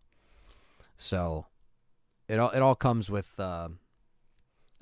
patience, and everything that I've done up until this point is it's all experience to bring on to the next thing. And that's why when I come back from filming Keeper's Diary, like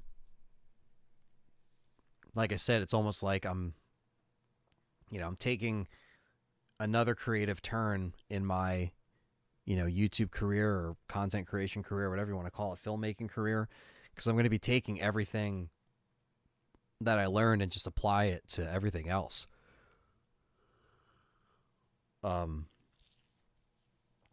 Yeah, it's definitely a lot of, it's a lot of time and patience, a lot of this stuff takes time, and you don't really get as much of a return as you would like, with some of the stuff. James having his 5 minutes of fame. Yeah, James is always coming around. I don't know where he went. He keeps going back and forth today. But yeah. So, but it's like anything else. You just learn how to deal with it and move on and make it work, So, yeah. Exactly that. So there's a couple things, and like a really, really, really good idea that I have for, like, you're just gonna have to wait and see. And I have footage that I'm gonna have to go back and find to kind of splice in here. But I just need to do this one video idea that I have for this channel here because it's important, and it's gonna be a test to see if something like that can work on the channel. And if it works, great. If it doesn't, then I guess I won't do it. I'll try something else. But I'm going to have to try. I spent 6 years in college, this is from Jeff, to get my degree. All this time and money spent will never be more valuable than the hands-on experience. Good luck on set, Ant. You'll do great. Thank you, Jeff. I appreciate the words of encouragement, and that's the thing, man. You're right. It's like the people want to see, what you've done, what you're doing, and kind of that hands-on experience. And that's exactly what this is. It's a very important project. It's going to be an important shift. It's going to be a growing experience too. So I think that's the one thing is like trying to take in as much as I can from this project and really just have fun with it, but stay on it, stay on top of it and learn and listen and just, I know there's a lot that goes into these productions, and like, for some of us, this is the biggest set we've ever been a part of, with a lot of moving parts, a lot of gears in the machine, so to speak. So, what's up, Milfman? Yeah.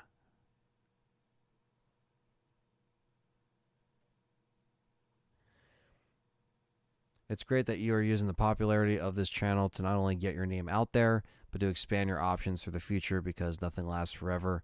It sucks, but it's life, says Scoundrel. Yeah. I mean, it's true. I mean, it's at the end of the day, you have to kind of learn and expand. But I don't plan on ending this, channel or anything like that. That's not in the cards. I don't plan on going away from anything. I just plan on growing stuff, right?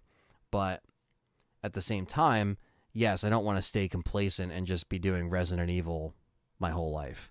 And sometimes, yeah, like if I hit a ceiling where I can't, push past a certain point of growth, well, maybe the third channel that I make will even pass what I've done here. Like the possibilities are endless. So, yeah, you don't want to box yourself in, and you definitely want to expand your options. But my eyes always kind of been set on that, even with my film channel being there, but not being as active. But, if I have another third gaming channel or whatever the channel is, and it's, again, kind of expanding that, it's just learning. You just learn from everything.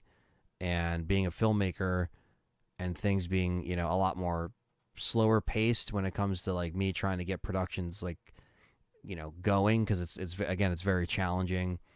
I haven't really reached into that pool of like pulling out actors that I haven't worked with yet. I know that I'm going to get there, and I have to kind of start working with more different people on my films that, are looking for work, or I can pay them, or like whatever the case may be. Those are things that are in the future, that are in the cards. And then same thing with, the third channel, of just like doing more topics that aren't boxing me in or anything like that. I mean, that's the big thing, Not that this is boxing me in, but like, again, if I'm just doing RE stuff for the next like 15 years or whatever, and then I never got the chance to, grow. And that's the thing too. It's like, when you're doing this for income, it's different. So you have to look at it from like a business standpoint and what makes the most sense. And so that's why these moves have to be made, because like I have a life that I'm trying to, push forward, and things that I have to do, and I can't do that if I'm just like stuck under one umbrella, pardon the bad pun, but you know what I mean. I learned about my job in 6 months than I did. I learned more about my job in 6 months than I did in the 6 years in college studying the same subject. Yeah, man, right? It's like once you're in it and you just start working hands on, and you start having those experiences, then yeah, it's like that stuff that you pick up so quickly, because your brain is like, okay, like this is what we're doing now. We're in this. And sometimes you could just kind of zone out a little bit, in especially in a college setting sometimes, or like in the redundant kind of nature of the lectures or whatever the case may be. But then when you're doing it, it's like, oh wow, okay, yeah, this is like. And sometimes when you're doing it, you're like, this is kind of like not what I expected, but it's good. Like, it's almost like sometimes like, yeah, the best preparation is like that hands-on experience. You know what I mean? I'm live now with Village VR. What's up, Paris? Says you got to see it. Oh, that's cool, man. That is awesome. You got the VR then.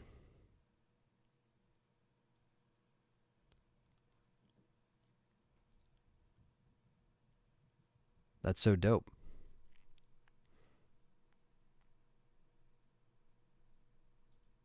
I want to make sure I'm reading all these comments here. I often used to shy away from things I felt I was inexperienced with. When I jumped in with a passion to do, well, I not only adapted faster than I thought, but I became skilled quicker. Yeah, exactly. It's like, putting your hands, on that, on the pulse of what you need to do, and like, trying to just take it head on,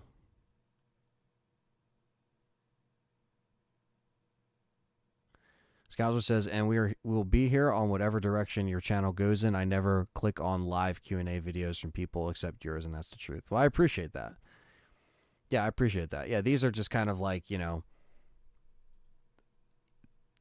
the live discussion and hangouts are kind of like a time where I can kind of get real and honest with you guys, and it's just like, you know, it's off the cuff, basically. Like, I don't have, like, you know, sometimes I have stuff written down of like, all right, things I want to bring up, updates, but like, this is always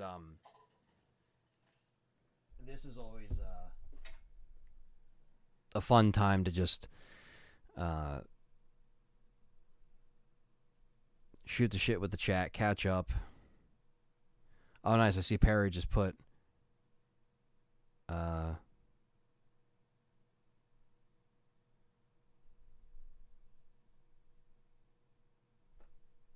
put up his unboxing video.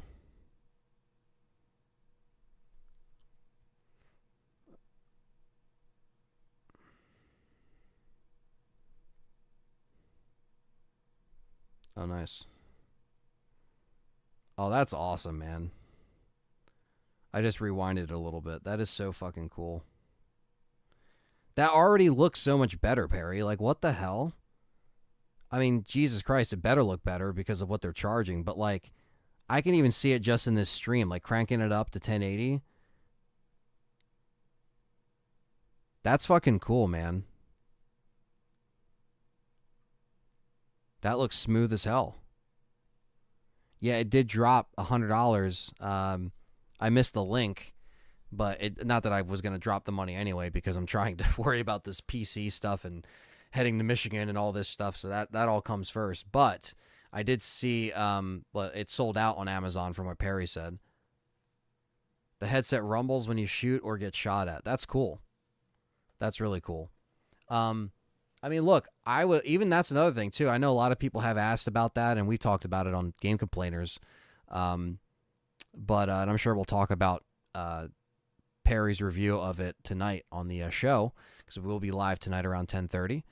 Background graphics look like shit, but the graphics towards you look decent. Okay, I was gonna say, I mean, just looking from the video, I mean, it looked pretty smooth, but got at Target, use the red card. That's not bad. That's not bad at all. Especially if they're going to start dropping the price, which, again, you know, like we predicted, they're going to start doing because it wasn't selling well. So, got the normal version and fuck that $600 version. Yeah, fuck that, man. Golden Freak, what's up? What is going on? We'll have to check out your VR vid after. Yeah, man, I was going to say, Perry just put up an unboxing video, too, so check out his unboxing, and he's live right now. Yeah, and check out his stream, too. Because we're going to be talking about all this stuff tonight. We got some news to talk about tonight on Game Complainers. So if you guys are obviously fans of gaming news and video game stuff, you should already be subscribed to the Game Complainers. I've been doing it for 10 years with Perry and Frank. But right now we got, it's me, Perry, and Fred is filling in.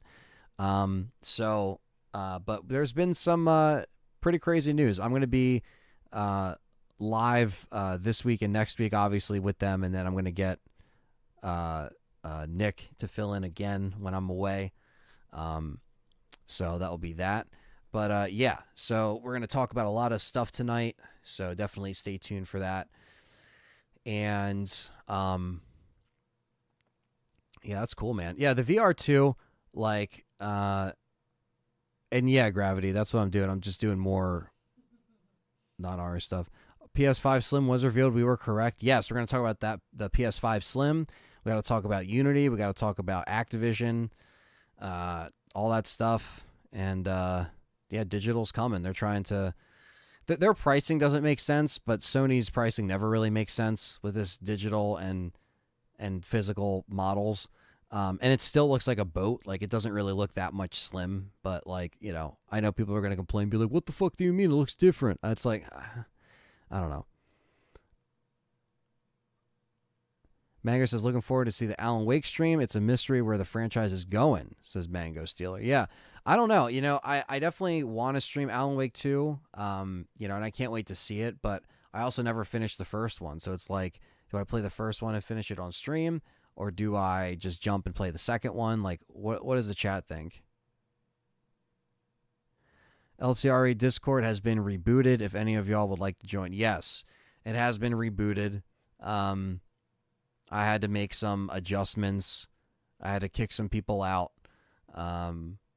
But yes, it's a completely it's rebooted, and I promise that I'm going to be doing more events and things in the Discord. I'm sorry for my absence in there as of late. I've just been, really focused on obviously working on content, but also like not trying to go down the Discord rabbit hole every day, especially when I'm trying to get ready for this film and everything. So, but I took the time the last couple of days to reboot the Discord and definitely join because there's going to be more. There's more rooms. There's more. It's just going to be ran a lot better now. And it's my fault that I kind of let it get to where it went, but better late than never. And, we got it worked out. The digital version of the PS5 makes no sense. It's more money than the disc version. I might end up replacing my original PS5 for the slime. The slime. I know you meant slim. Jeff M says, yeah, it's 30% slimmer boat. I know, right? I think you should play RE5 with me and slap Wesker around. I'm down to slap Wesker around. If you haven't played the first Alan Wake yet, you need to play the first one for sure. Damn good game. I did buy the remaster that was on sale. As long as it ain't so bad as the latest RE reboot movie, Welcome to Raccoon City. Well, yeah. I mean, that's, again, just, completely trash. I can't even...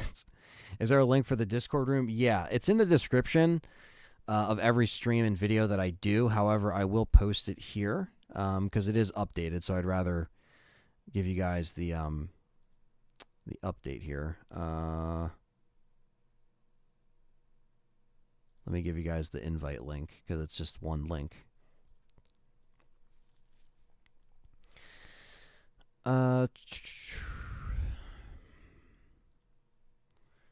Here we go. So this is the link for the Discord. Feel free to join. We do have a decent amount of people in there, but there you go. There's a Discord link. Yeah, I've heard nothing but great things with Alan Wake, so I definitely am down to stream more. To stream it for the first time. Stream more Alan Wake. I've never streamed it, but never finished it either. Like I played like a little bit of it, but I don't think I've ever actually played it. Like I think I burned it to a disc back in the day. Shout out to Perry. Again, always hacking the consoles for me. But back in the day when I could burn 360 games, that was one that I tried out, like just fucked around with a little bit, but I never actually finished it. Sister A's in the house too. I don't know if I said what's up to you. What's going on, girl? And yeah, everyone's putting over Alan Wake. I gotta check it out. Because I have the remaster, so I have no excuse really. I just gotta install it. Well, it's already installed actually, so yeah. But yeah, so I think when I get back from Michigan, November, I'll probably tackle the whatever poll. I mean, anyone that's a member right now, or if you're a gifted a member, like please vote on the games for the next Survival Horror live stream. As a matter of fact, I'll check to see what it's up to now. So, all right. So, this might be a close one. So, 25 votes. So, there's 25 votes. And let me see how many.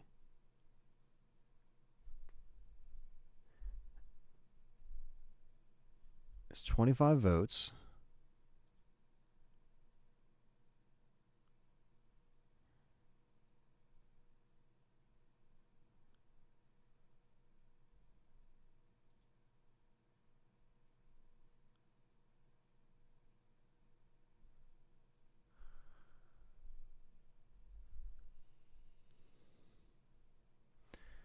One second, sorry. Let's get these fucking.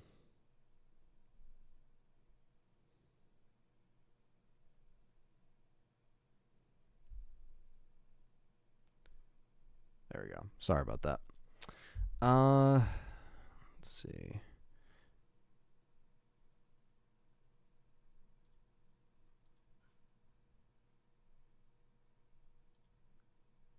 I gotta pull up the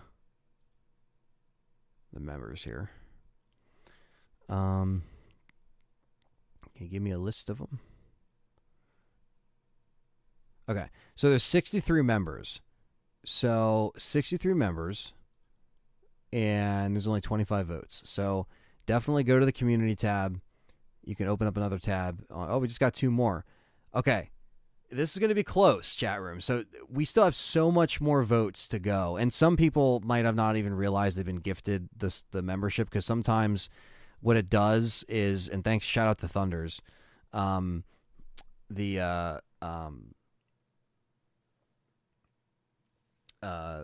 the fucking,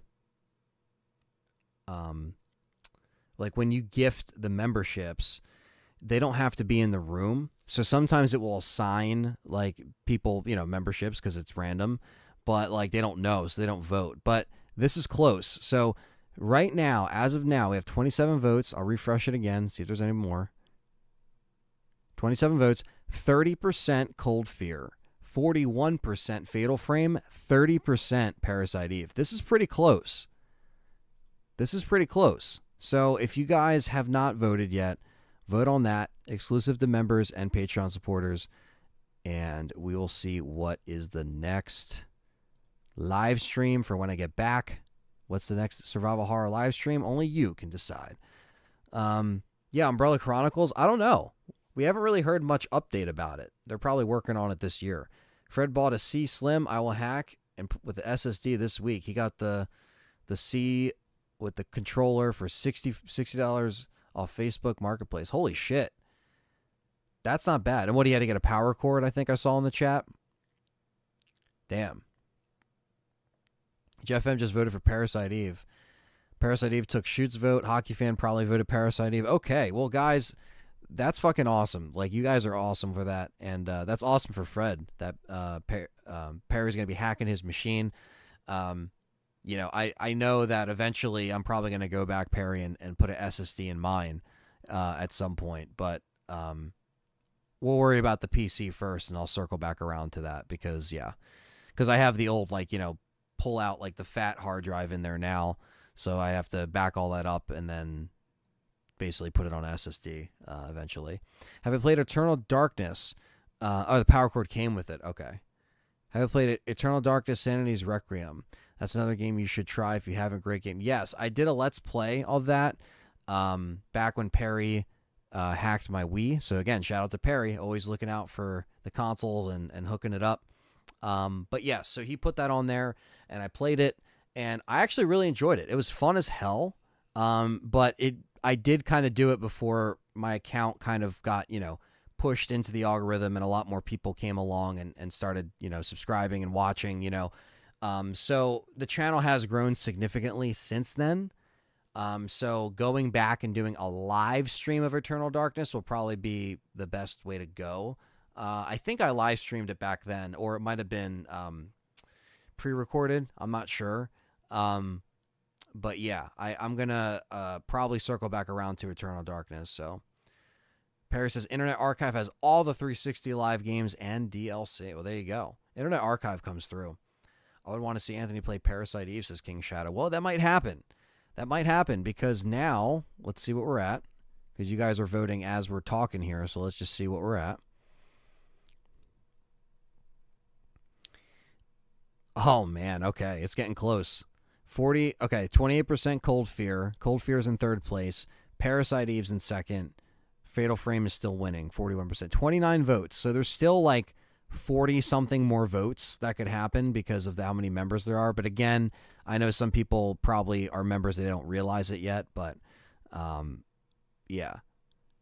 Take care with those errands. Have you finished those errands, Sister A? Errands?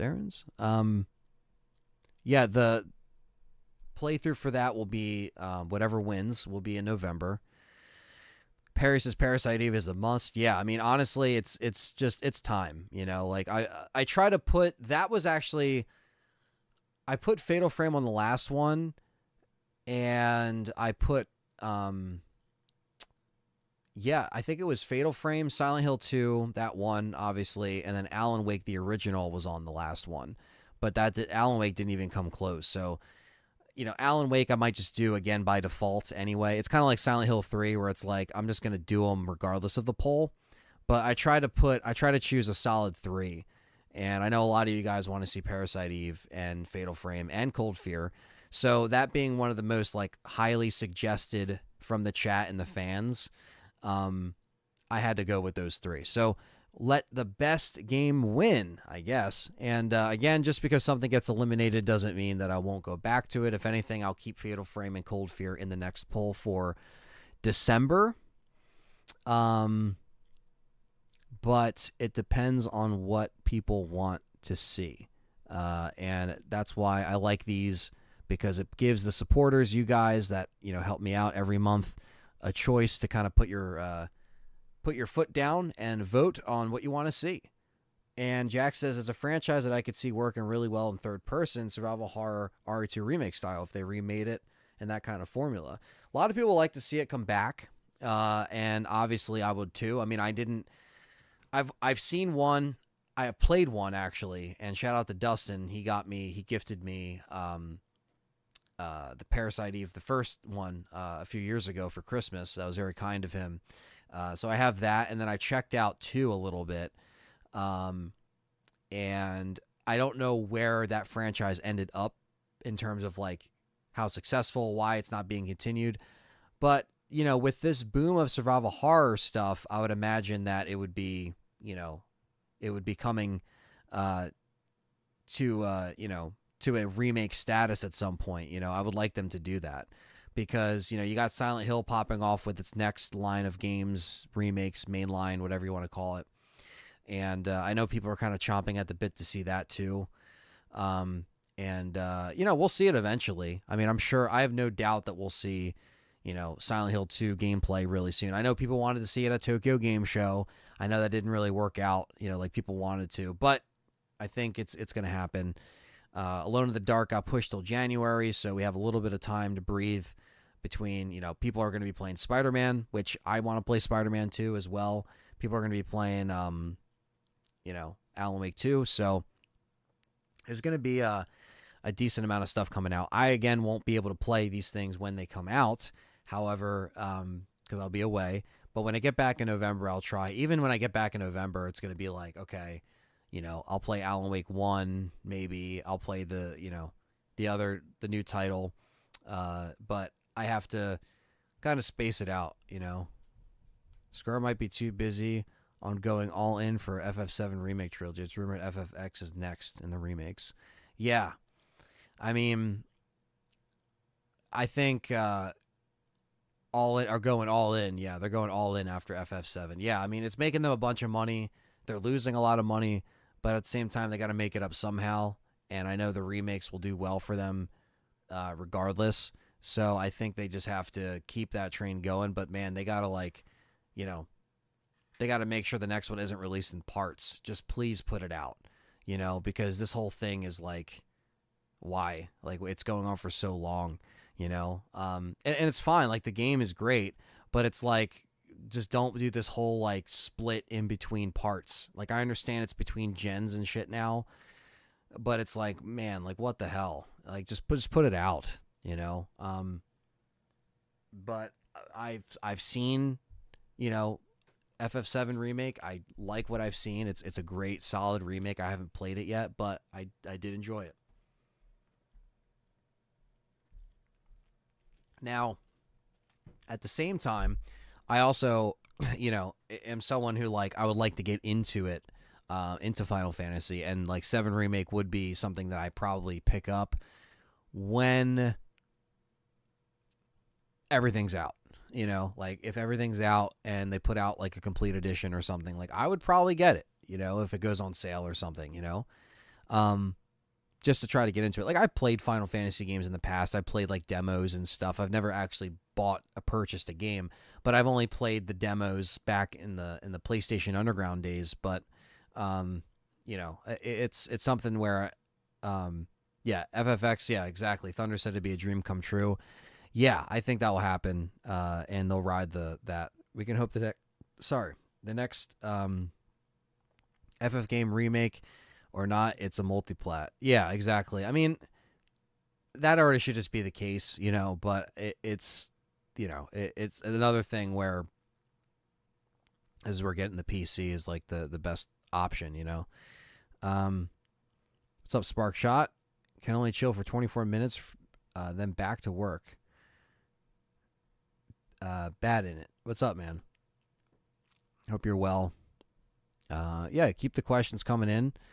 I'll still be on here for a little bit. You know, I just kind of want to give you guys something like a live stream this week. I know I'm not really playing much games this week. I'm sorry about that. I've just been very like focused on getting ready for Michigan and the filming, and just studying like all this stuff here that I have. Notes. See all this stuff? More notes.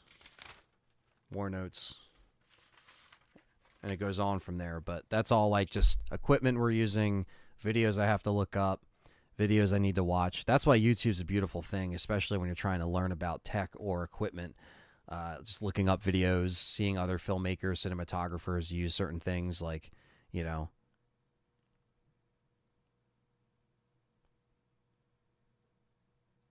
Movie Metal says, better than you. I'm not at work. Damn, you're rubbing it in.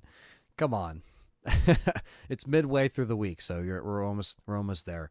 But yeah, so as far as what's coming up, there isn't much coming up this month. That's the thing I also wanted to just mention. I mean, you know, I talked about everything at the top of the show. You know, nothing's going anywhere. I'm not going anywhere.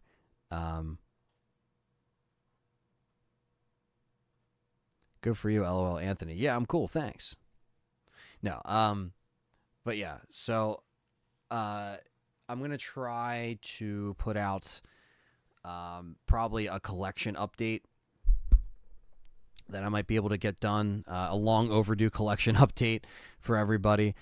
It's October. It's spooky season. It's the horror season. You know, I honestly would like to be playing a lot of horror games this month, or, you know, playing a lot of Resident Evil, but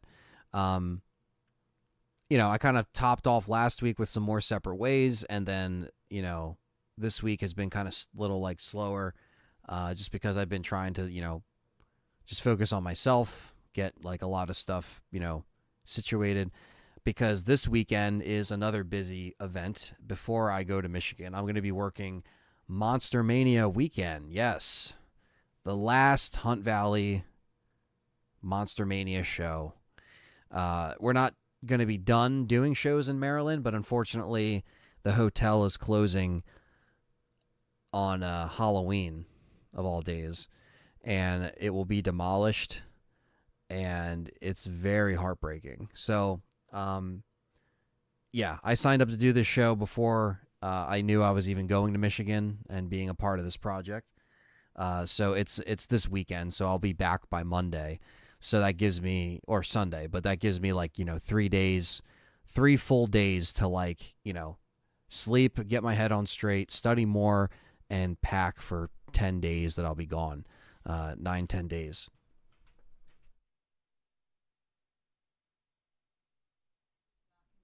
Okay. My cat's knocking shit down. Sorry, guys. Um, so yeah, gonna be a busy, I mean, this month I just knew it was gonna fly by. It was gonna be busy. You know, I am happy that I was able to cover Separate Ways in September, and that kind of fluffed up the channel a little bit with some content. And my podcast is out there now, and stuff. So if anything, I might try to just like, you know, if anything, I either might try to, I don't know. I keep doing this, or I'm like, I might try to do this. I might try to, you know, squeeze some content out there before I leave, but it's going to be very challenging, and there's going to be like no time to do anything. So, yeah. That's going to be a big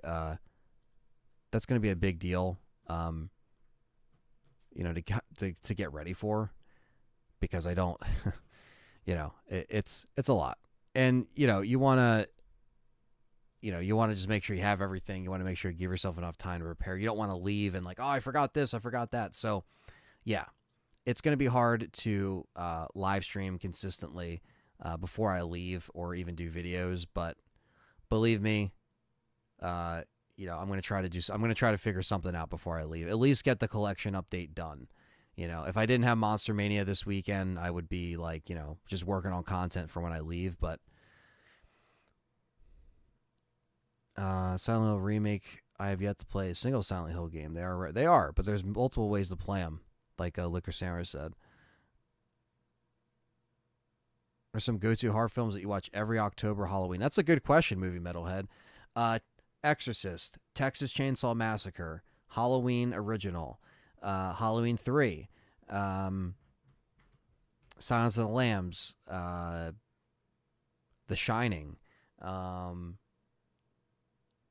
Maniac, Madman, Friday the 13th, Final Chapter, Hills Have Eyes, Donnie Darko, Evil Dead 1 and 2, or just 2, The Thing, Scream. Man, there's so many. Night of the Living Dead, Dawn of the Dead, Day of the Dead, Land of the Dead, but mostly those three. Trying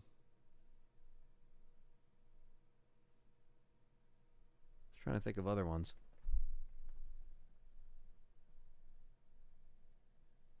There's so many. Creepshow's a good one.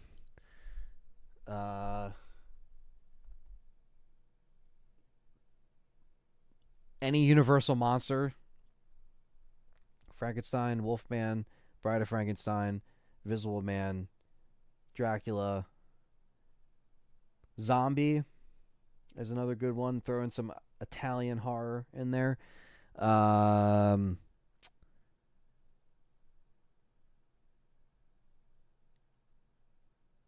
Man, there's a lot. I'm just looking at my collection. Ghostbusters, I feel like, even though it's not like horror, but it's like you kind of have to throw that in there.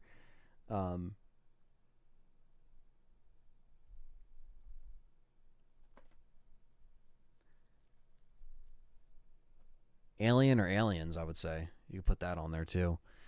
Those are always my go-to. I mean, like, sometimes you can't get to everything. Like, I'm going to be bringing a bunch of movies to the place in Michigan where we're staying for Keeper's Diary, so I'm going to keep some of the horror stuff alive at night, if we're just, hanging out at night, we could just throw on some movies, even if people don't pay attention. I didn't see Believer, Liquor Sandwich, but I have no interest in seeing Believer. What's up, horror fan? You can sleep overnight at the Buffalo Bill House in Pennsylvania. Yeah, so Mango, actually, our friends, shout out to Tyler and Stacy, they actually went there and watched the Silence of the Lambs film there. They visited there. They didn't go overnight, but they went over there, and they did go there. They said it was really cool. The Maniac remake more than the original. I haven't seen the remake. Me and my girlfriend have been watching tons of horror. Child's Play 3, Prom Night, Cobweb, mixing it up. That's cool. Yeah, I do like to mix it up. Like I do like going for like, and I mentioned some of those franchises. Like I'll go for the sequels. Like I'll go for all the Halloween sequels if I can. I'll go for obviously Nightmare on Elm Street, Dream Warriors. I'll go for that one, or New Nightmare. Yeah, there's just a lot that you can't watch everything. But me and Callie kind of wrote down like some essentials that we wanted to watch this season, and we might get to all of them, we might not. But it's been we've been getting there so far.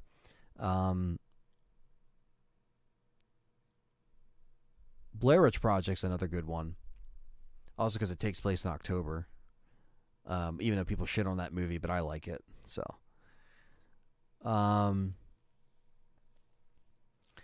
even the House of Wax remake was actually pretty good. I know it's like probably controversial, but I think it's pretty good. That's another one I like to watch. I'm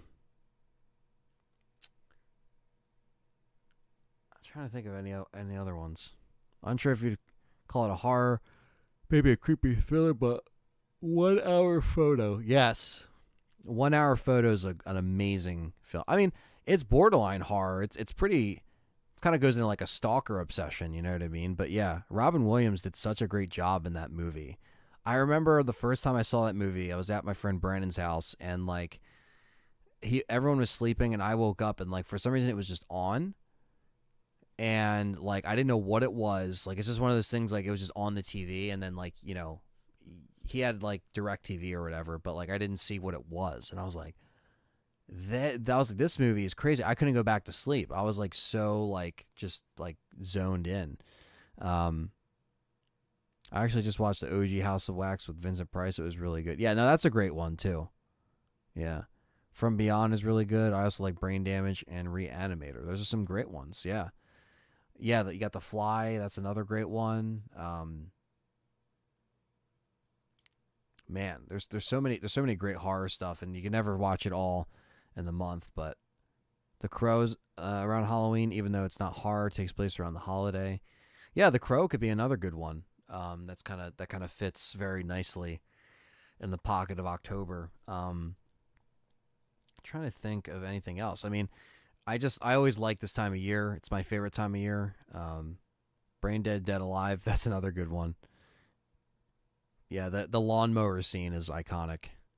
I remember me and my friend John were just like, uh, we were just cracking up when we were kids, like watching that movie on YouTube, and it was like so outrageous, you know. Um, and the scene where they're at the table and the soup. Oh my god, it's just brilliant. There's so much like brilliant shit about that, you know, like, but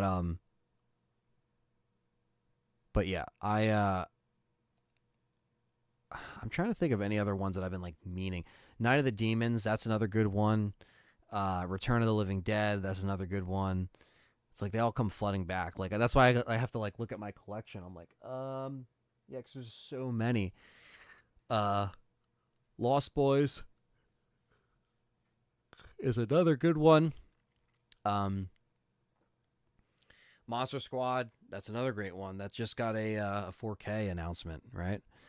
So, or it's out, or they announced it, or it's out. I don't know. I don't. I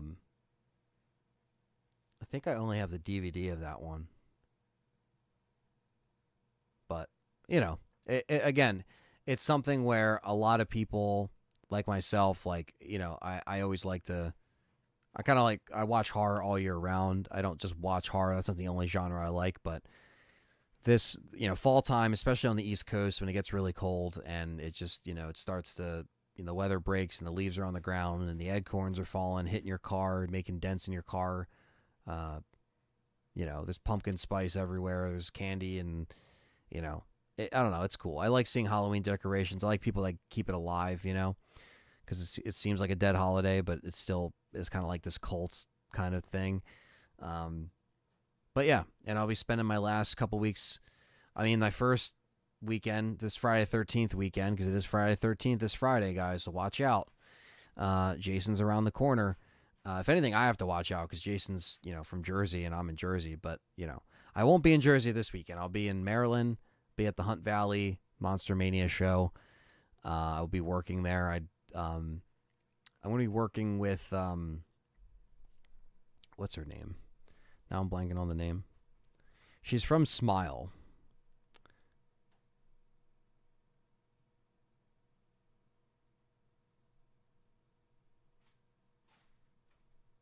Hold on, sorry.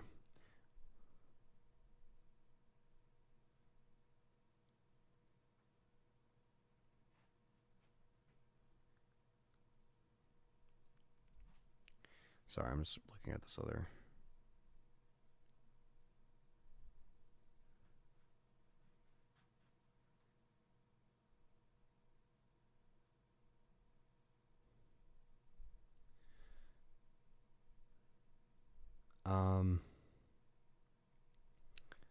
I am working with. If I can fucking get to it.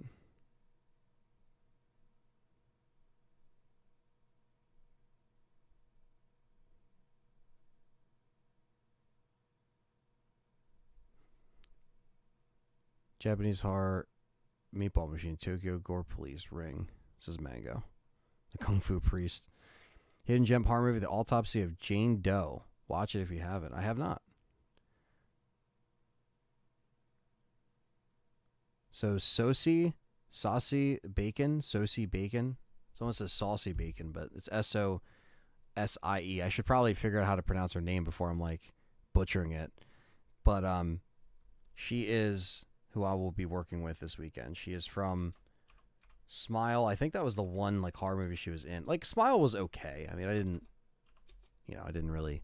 I'm not gonna say that to her face. I'd be like, it was okay. No, but she's like younger. She's like 31, so that'll be that'll be cool to not be like usually sometimes I'm with like older people or people that are like um not completely old, but just older stars. Um, she played Dr. Rose Cotter in Smile, which I think she stars in. Yeah, she stars in Smile. So she plays Rose Cotter. She plays Rose. So I will be with her on the weekend. So if anybody's listening to this or watching it and you're attending, then say what's up.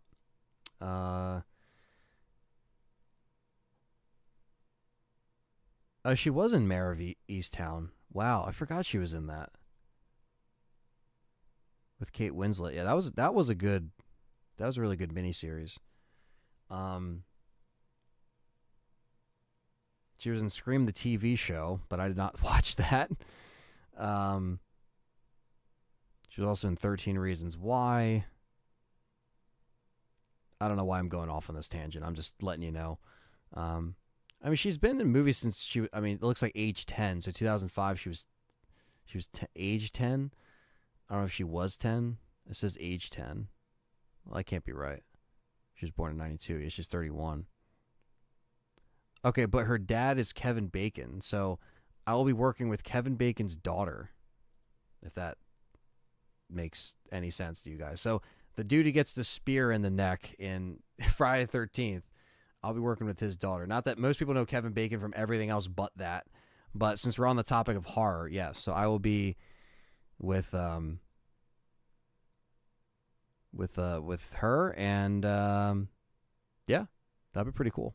This is my first time like looking at her filmography, so I'm like, okay, now I know she was in Smile, but have I ever dressed up as an Ari character for Halloween? Yes, I've done Chris Redfield before. I have an RE5 get up thing that I kind of have for years. Willard is a good weird vibe film, and Crispin Glover. I haven't seen that. I have not. Since Halloween got a reboot a couple years ago that just ended, I wonder if they're planning to do Nightmare on Elm Street or Jason. Yeah, I think there's rumblings about that. I know they're thinking about doing that stuff. Tremors is another good one. Yep. And Kevin Bacon was great in Death Sentence. Oh yeah. That'd be so killer if I just talk to her about her dad the whole time and I don't talk about what she's done. No, I'm not going to do that. I'm just kidding. No, but yes, I know that Nightmare, and I know Friday the 13th is now getting a Crystal Lake show where it's supposed to be like an origin story, which we don't fucking need that. But I know with the films, they're planning on trying to do something with them eventually. So hopefully, the lawsuit kind of held things back for Friday the 13th. Nightmare on Elm Street just shot itself in the foot, I remember Kevin Bacon from the movie Hollow Man. Yeah, he's in that. Yeah, the Friday the 13th TV series is in the works. That is coming out. Brian Fuller is writing it. I don't know how good it's going to be, but after watching New Exorcist, trust me, you don't want David Gordon Green touching another IP. Yeah, no, I really hope that the trilogy or whatever they plan to do just gets canceled after this, because let's see what it made. This is the fun part when you realize that something just bombed. Yeah, no, that made shit. It made $48 million opening weekend on a $30 million budget. Like, they wanted this thing to make like hundreds of millions of dollars like Halloween, and it did not.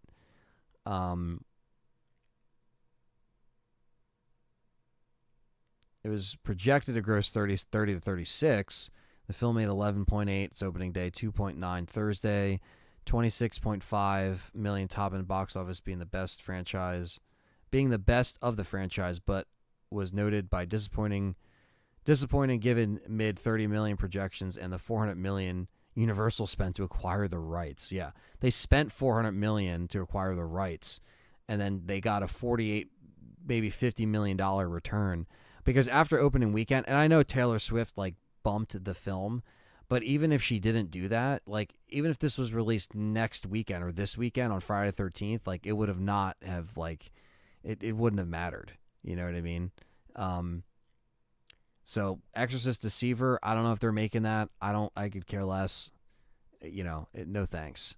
Um, yeah, and origin stories take away the mystique of the character. Like, yeah, we don't really need to see Jason's past that in depth. Like, I don't know. I just think like, and I know everything has to be a TV show now, but I just think like, just give us our 13th, because the next film would be the 13th Friday the 13th. Just please, just give us that.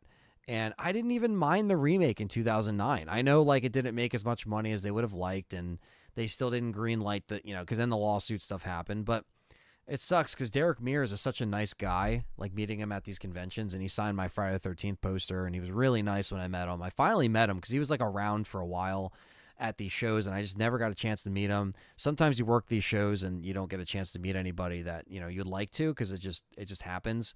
But he was really nice, and he never really got a fair shot. Like he's such a nice dude. Finally got to play Jason. You could tell he really cared about the role, but he never really got the Swamp Thing show got canceled. It was like, he didn't really get a chance, but he's still like a tall dude. He's still like, very intimidating in a way. Like he's not like, he's a nice, when you hear him, you're like, oh no, this dude's a chill dude. But like, he could play another like menacing type, role. Manger says 2016 The Void is also great. Okay, thanks for giving these suggestions. Yeah, because even though I love film and horror, there's definitely a lot of shit that I miss and don't see, Yeah, made him into a hunter. Yeah, and like the tunnels and stuff, I didn't mind that, like it wasn't a perfect remake. There was problems with it, but I didn't mind it as much as other people did, and it was miles better than the Nightmare on Elm Street remake, because that was shit. And maybe Friday the 13th had an easier concept, and I know it was kind of like a greatest hits of the Friday the 13th films. I get it. And again, it's not perfect. It's not even one of my favorite remakes, but I still enjoyed it. Isn't there a new Exorcist movie or reboot every couple of years? It seems that way. I think they made 2 prequels that came out in like the mid-2000s, and they were shitty, Play with Derek Mears on Xbox Live back when they did Gaming with the Stars. Really? That's fucking cool, man. That's what a throwback, That's so cool. He is really nice, and it sucks that he doesn't really. I mean, I know he still works, but it sucks he never got that big role, after, because obviously Jason would have been a nice thing to have under his belt for a few films if they were going to do it that way. But yeah, all the Jasons that I met are nice, I do have my Friday the 13th poster over here that I'm going to be bringing to Maryland, because they do have Teddy from Final Chapter, obviously Corey Feldman, but I don't think I'm going to meet him because he probably is like, batshit crazy. I don't know. All I know, and I probably shouldn't even say this, but I'm not going to say it. Never mind. Let's just say I know why he has to do this location and not our other show location. Let's just say that. But I digress.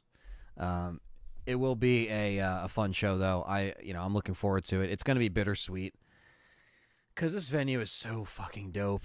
Like, the hotel's awesome. It's away from everything. It's not in like Baltimore. It's like it's in Cockeysville.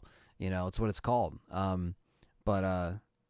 Yeah, I'm gonna miss this venue so much. So I'm just going to enjoy it. I'm just going to enjoy the time with my friends. I'm going to enjoy this weekend before things get really, really busy. Even though these weekends, usually are busy work. They're more laid back with attendance. Like, the show's attended well, but, it's not like a Cherry Hill show, where it's just like the space is limited and it's a little more. I mean, the space is limited here, but usually the lines are pretty, attainable. Exactly, movie metalhead. It really did feel forced, and I know. And Jackie Earle Haley's another dude that, like, really nice guy, super super dope. Like, it's not his fault how they wrote the script. You know what I mean? I get it. You do your job, and you might not have input on the script or what Freddie says or how he says it, or well, not how he says it. That's all in Jackie's voice and how they distorted all that stuff. But he didn't do a bad job. But it just, like, the material itself wasn't really working, and he wasn't really working well with the material. It was a combination of just everything. Like you said, it did feel forced, and you said he didn't even really want to play it. I mean, it's like, whether he did or not, it's like, man, you still are filling in those shoes that you just can't fill. You're trying to fill in shoes that you just can't fill, man. I mean, Robert Englund is one of a kind. Now he's too old, so they waited too long to even get the man. At least back in 2010, 2009 maybe, he could still have done it a little bit, even if he wasn't as physical. Now he even said, like, I can't physically do it, you know? Maybe if they did close-ups of him sitting still and then they had someone else kind of move and maneuver around in silhouette or something like that, maybe they can make it work. But even then, I just feel like, yeah, Freddy vs. Jason was Robert Englund's swan song. So, and we didn't even know it, you know what I mean? But that was the last time he was like physically in shape to like do something like that with that much, you know, physical work. Yeah, it just feels like the train kind of passed a little bit on that, and it sucks because then when they do shitty remakes, you're like, what the hell? I met Robert Englund back in 2019 at Rose City Con. He was the best horror villain, and it's a toss-up between him and Chucky or Brad Dourif. Yeah, I mean, I would say Freddy is one of the most iconic, you know. I feel like just how iconic Freddy, Jason, Leatherface, Chucky, Ghostface, like, to be honest with you, the one thing that's been out recently that's going to come even close to some of them, not even yet, because it's, again, the legacy isn't there. It's starting to build, but Terrifier, you know, Art the Clown, like that's one of those icons that is a recent icon that people are starting to recognize in the culture a little bit. It's still, believe me, it's still a young thing. I know they're doing the third one, and, you know, I've met some of the people that worked on that film, and they're really nice, you know. But I do like Terrifier 1 and 2. But that's the only thing that's come close to those iconic faces that we know. But what's going on, Carly McAdams? I haven't seen you in a bit.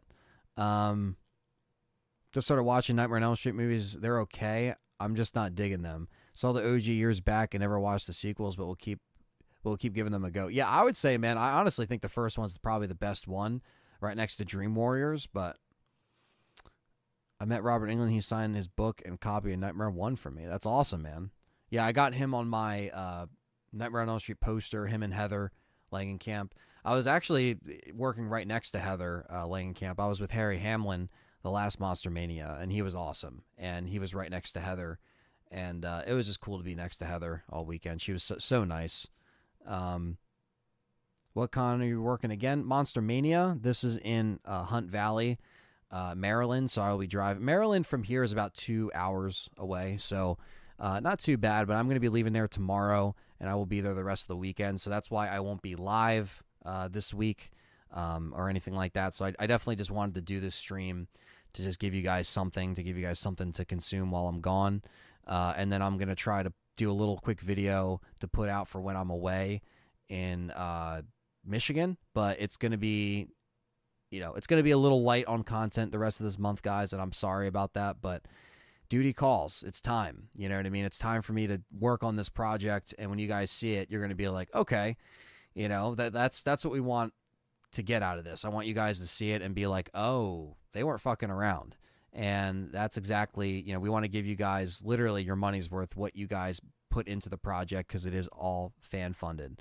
So, they definitely don't make them like they used to, Carly. I agree. Like equal time to beat the crap out of each other. Yeah. Frank Darabont was made Dream Warriors really good. I agree. Dream Warriors was really good. Friday the 13th needs a reboot. I think that's where they're heading. I think when they do that film, whatever that next Friday the 13th film is, not the TV show, but whatever that movie is just going to be a standalone. I want to like them. The classics of horror, but regular slasher flicks like Halloween or Friday the 13th have been more my... That's fine, and that's why I think that's what's great about all the different horror icons and the franchises that go on for years, is that everyone kind of has their favorite flavor or taste of that, taste of those slashers. And yeah, I would say Friday the 13th, I would probably put it over Nightmare on Elm Street a little bit, that franchise, just because I enjoy a little bit more of those movies. But I don't know, I think it's pretty equal, too, at the same time, compared to like something like Leatherface, which has a really shitty franchise after the first one. I do like Texas Chainsaw, too, but it gets a little rough. Same thing with Halloween. As much as I love Halloween, and Halloween's my favorite film of all time, after 3, like 4 is really good, but it's like it had a rough couple of goes after that, and including the recent ones, um, especially Halloween Ends, but we don't talk about that. Anyone you really want to meet that I haven't? Yes, honestly. So, I like to meet Corey Feldman. I like to meet the guy who plays Teddy. Kimberly, who played the final girl in Final Chapter. I haven't met her. I actually didn't get her autograph last time. But Thomas Jane is like on my top. Like Thomas Jane. Like he is on my top. So, yeah, Texas Chainsaw Original is one of the best horror films of all time. Hands down. Ain't really looking forward to The Keeper's Diary. This is such a cool time for RE. It'll be hard work, but you'll have a blast. Yeah, definitely. And, again, it's going to be a big, it's really going to be a big project, and I can't wait. And you guys all made it possible. So, and, again, if you are a member or a Patreon supporter, stay tuned because I will be putting out videos or little update diaries while I'm there to give you guys some kind of exclusive content. I can't show any behind the scenes like stuff or footage or the set, but I can talk, about, this is what I learned today. This is the kind of equipment we used. We filmed in these kind of conditions, but I can't say what we're filming, who we filmed, that kind of thing, because, the people that backed it deserve the right to get that stuff first or to get those behind the scenes stuff first. So what I'm going to do is do it very safely, and I'm not going to step on anybody's toes. I'm just going to do a little 10 or 15 minute audio logs every couple of days of just being like, hey, this is what we did after, the shoot we shot. And then we hung around, played some Resident Evil, we shot the shit. Like we had a good time, like little things like that, just little diaries to kind of document that process, And exactly, Jeff M. Yeah, some of the sequels are just really bad. What did you think of Saw X if you've seen it? I was supposed to see it yesterday. I didn't go see it. I'd like to check it out though, honestly, because I've heard some okay things, believe it or not. But I always hear that about Saw films. Like I've heard it's the best one since the first one, and the first one is like the only one I really like. And I know like there's gonna be people in the chat that are gonna be like, "What the fuck, Anthony? What the hell?" But I gave 1 through 3 a shot. I mean, 5 was decent, but like, I don't know. They're very like hit or miss for me because the torture, stuff, like it's fine. Like I can watch it. It's not like I can't watch it because I've seen, a lot worse than what Saw does. Like there's a lot more hardcore movies than that. But it's just the fact of like the redundancy of it, But at the same time, so are all these other franchises that are over 10 films long. You know what I mean? It can get a little redundant. So, it's the modern day horror franchise that has gone past 10 movies. So some great horror movies, in my opinion, are Hereditary. That's another great one. Terrifier, Cobweb, Barbarian, The Boogeyman, Halloween 18, Autopsy of Jane Doe. Someone else mentioned Autopsy of Jane Doe. I got to check that out. I think it was it you, Jeff M, or Hockey Fan, or someone, one of the members mentioned that. I like old school horror movies from slashers, all these ghostly, Jesse, that's in my way, ghostly, demonic horror movies suck in my opinion. Yeah, the new ones suck. I mean, that's why Exorcist did it the best. Saw ended for me after, what was that, Saw 6? Nothing more needed to be added or said. I love Halloween Ends, says Horror Fan. It will be loved like Halloween 3 is now. Halloween 3 was considered absolute garbage for decades, just my opinion. It's all good. To each their own. I just think that David Gordon Green dropped the ball in that trilogy, and they should have connected them better. But it's all good. You like what you like. Freddy's Dead is still the worst slasher of all time. Would rather do the water puzzle for RE3 for 4 hours. Yeah, Freddy's Dead is not the best. The best part about it's the soundtrack. The Goo Goo Dolls on there, but I don't know. It definitely wasn't the best. It's not my favorite. Halloween Ends never happened, bro. I don't know what you're talking about, says Hockey Fan. Okay, Hockey Fan mentioned Autopsy of Jane Doe. Okay, so yeah, I gotta check that out. I'm gonna have to put that down on there. Itchy the Killer is really violent, probably one of the most I've seen. Yeah, there's some crazy ones out there, But, some are better than others, right? That's just the way it is nowadays. We're like, you never know what you're going to get with horror, and a lot of it is rehashing old ideas. But so there's some new shit that kind of like Terrifier that kind of slips through the cracks a little bit. That at first people didn't know what it was, and then now everyone knows what it is. And those guys, including the actors, actresses, the guy who plays Art the Clown, his lines at conventions are fucking bonkers. So when I saw that, I think it was last year Oaks, because that's when there is one more Monster Mania show. It's in Oaks, PA this year. And I think they're going to be at some of them. Well, they're doing a Scream reunion. They're doing, but yeah, David Howard Thornton. He played Art the Clown, and yeah, last year at Oaks, when I saw his line, I was like, holy shit. That's when I knew. Like, I knew it was popular. Believe me, I knew. But it was pretty crazy. Caro from 2001 is the scariest movie I've ever seen. Cairo? Sorry, I probably messed that up. Great Japanese movie. I'll have to check it out. Audition, Audition's fucked up. That's a fucked up movie right there. Let's see here. But yeah, Thomas Jane is going to be at the show. Elijah Wood is going to be here. They added him kind of last minute. Corey Feldman, Jameson Newlands, Alyssa Sutherland, who played in Evil Dead Rise, Soshi Bacon, Randy Quaid, unfortunately, Kerr Smith, Greg Nicotero, William Fichter. We got people from Sons of Anarchy, Mark Boone, Tommy Flanagan, Kenny Johnson, Derek Mears, Kimberly Beck from Final Chapter. We got the twins from Final Chapter, CJ Graham, Warrington Gillette, Ken Kersinger from Freddy vs. Jason. Also in Part 8, he played the little stunt dude.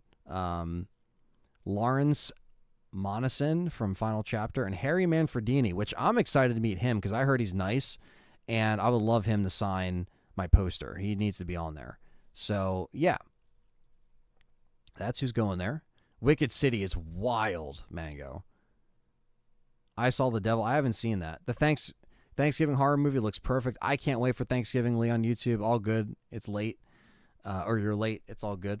But yeah, I cannot wait for Thanksgiving because Grindhouse is one of my favorites of all times. I love Planet Terror. I love Death Proof. And those fake trailers have made my friends laugh for years. So much that on my film channel, Inocula Productions, I do a parody of Grindhouse trailers, like movies that we make up that, don't exist, and it's so funny. And we're working on one right now. The script's done. I got to cast it, but I'd like to shoot it when I get back from Michigan. Felt like a cute date movie at first, but then towards the end, it was nuts. Yeah, Martin, that movie gets fucked up. You might have a new iconic killer after the last Halloween movie. Please, no Corey. But as far as glad Terrifier got popular because they haven't been a new horror icon, and I don't count that, count the Nun and that shit. Yeah, no, that doesn't count either. Fuck those movies. I like The Conjuring, but holy shit, by the time you get to Annabelle 2 and 3 and Nun 2 and no. Just no. But yeah, I agree, Hockey Fan. I think Art the Clown definitely is one of the more recent iconic ones. You know what I mean? Started watching Halloween Ends again yesterday. Turned it off after 20 minutes. Might give it another go, but not for a while. Yeah, I didn't even get the Steelbook. That I know they have one that's sold out now, of course, but it's housed all together with a cool cover. I didn't want to buy that, and I think I'm missing the Halloween Ends orange and black Steelbook. I think it's still available at Best Buy, which shows you how much that it's sold, but I kind of have to get it because I feel incomplete having Halloween 2018 Steelbook and Halloween Kills and not the third one. Korean revenge movies are awesome, says Pizza Face. Yeah, I mean, the Japanese horror films, Korean horror films, things that are in that lane are always creepy. They always do a lot of ideas first, you know what I mean? Obviously, the American translations or remakes are always kind of meh. But, there's a ton at my store, says Hockey Fan. Well, there you go. What's up?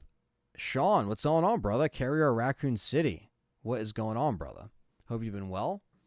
Glad to see all the success from episode 2, man. Killer fucking episode. Again, check out episode 2 of Carrier Raccoon City Story if you haven't. Sean's a good guy. I had him on the show twice to promote that thing, and it's always fun having you on the show, man. And like I said, we'll circle back around and get you on one of those novel discussion shows. Mandy was Mandy was cracked. Mandy was like if you took LSD and watched, you know, some flashing lights, and then there's Nicolas Cage who's drinking on a toilet, and then I don't know. I've seen Antichrist. Yeah, I've seen that in high school. That was one film that the kids would whisper about, be like, "Have you seen Antichrist?" And then it has Willem Dafoe, and he, I can't even say what happens in that movie because it's so fucked up. But let's just say if you watch it not sober, you're gonna be like, "What the fuck?" You'll be able to get a steelbook. That's cool. I didn't, yeah, because the ones that are housed together, I know they recently put out, and I know that's completely sold out. But I was like, I can't do that again. I can't buy that again. I'm not the biggest horror fan, but the killer monster is cool enough. Jason, Alien, Predator, Michael Myers, Freddy. I'll check it out. Yeah, I mean, I feel like some of them are iconic for a reason. Thanks, dude. Enjoying some downtime before episode 3. Definitely, man. You definitely deserved it, and hopefully the band's going well. Suicide Bombers, check him out. He's killing it. He's working like a madman over there. So yeah, definitely deserves some time off, and hopefully you got your you got everything online, and you can focus on our, episode 3 when you can, man. No rush. I think after the people saw episode 2, people were like, okay, this is why it takes a little bit, between episodes. So it's like, because it's like all the work you put in, man. So it's definitely it definitely shows. I always hated horror films. Oh well. Yeah, I mean, I think that's the part of it is like part of it is like the unknown, the uncertainty. I think that's what makes people like horror, being scared. There's like a thrill about that, Devil's Advocate, nice, similar to Rosemary's Baby in Hereditary. Devil's Advocate, okay, that's another one. You guys are putting some good ones in here. The Mother was a decent watch too. I haven't seen that. Not worth getting the trilogy steelbook. Yeah, no, I'm good on that. What's going on, Christine? Just finished work. What is up? Thanks for coming in. I'll be on here for a little bit longer. I'll probably be on here for another 15 minutes. So just put in your questions and stuff. I recommend Tubi for anyone who wants a Netflix alternative. You have to watch ads, but it's gold. Yeah, my parents have been actually watching a lot of Tubi. I kind of messed around with it a little bit. They do have some good like B-movie horror, like really underground shit on there, believe it or not. So it's cool with ads, obviously. Like I hate ads, like especially when I want to watch a movie, I'll just download it before I watch something with ads. But it's great if you just want to throw something on. It's great if you want to find some stuff. Tubi's great, and it's free. You don't even need an account. You just click continue as guest, and you can just watch whatever. Andy, Biohazard Declassified, what's going on, man? I will be seeing you next week. You didn't miss any, you kind of missed the announcement, but it wasn't anything big. I was basically just saying, when I get back from Keeper's Diary, when I get back from filming, I'm going to, focus on also worrying about my film channel more, and my yet to be announced 3rd channel, which will be like more other games and stuff. But the biggest thing is I was talking about end of eras, and it was the end of an era for a lot of things. Nothing's going on with this channel. Nothing's changing. There's just going to be more. But it's an end of an era for Resident Evil 4 remake by RE4, now that that's kind of done and dusted and on the shelf with the DLC. And it's also going to be an end of an era for my computer, my PC, because I am working on building this next PC that can do 4K, that can do gaming a lot better, and I can be a lot more efficient with worrying about my film channel, this channel, and whatever this 3rd channel is going to be. So nothing crazy, Andy, but just stuff I'll probably talk to you more about in person as well. But I kind of just said everything on here of like, nothing's changing. There's just going to be more. But every time I know, and it, like you said, yeah, it's next week hype. Yeah, we're here. We're already here doing Keeper's Diary. So we're getting hype. I told the chat room as well, like I'm going to be, documenting some stuff too while I'm there. We're going to also try to work out what we talked about in the chat earlier, but also, I'll be giving little updates with, on Patreon and YouTube members. Nothing that's, spoiling anything we're doing, but I'm just going to give little update diaries of like, hey, this is what I learned today with this equipment, nothing about the film, nothing about, anything spoiler-ish, but just to kind of document, those little things of like, oh, we hung out, we streamed RE today, or, Resident Evil tonight, and, we had this conversation, like little things like that, just so I kind of remember it, right? Because we are gonna be so in the moment and just doing so much shit. So I can't wait, man. It's gonna be awesome. Obviously, the drive's gonna be a hefty one, but it's gonna be worth it. And yeah, man. So I got everything figured out. And I'm going to make sure that I have, all my knowledge, and I've been studying. I've been kind of stepping away from content because I've been like studying a bunch of the equipment that we were going to have there. So it's going to be such a great time. And I'm going to try to do, like I said, some little audio updates for you guys. Nothing crazy, nothing spoiler-ish, but it's going to be a great learning experience. And that's what I was saying, Andy, like about like when I come back.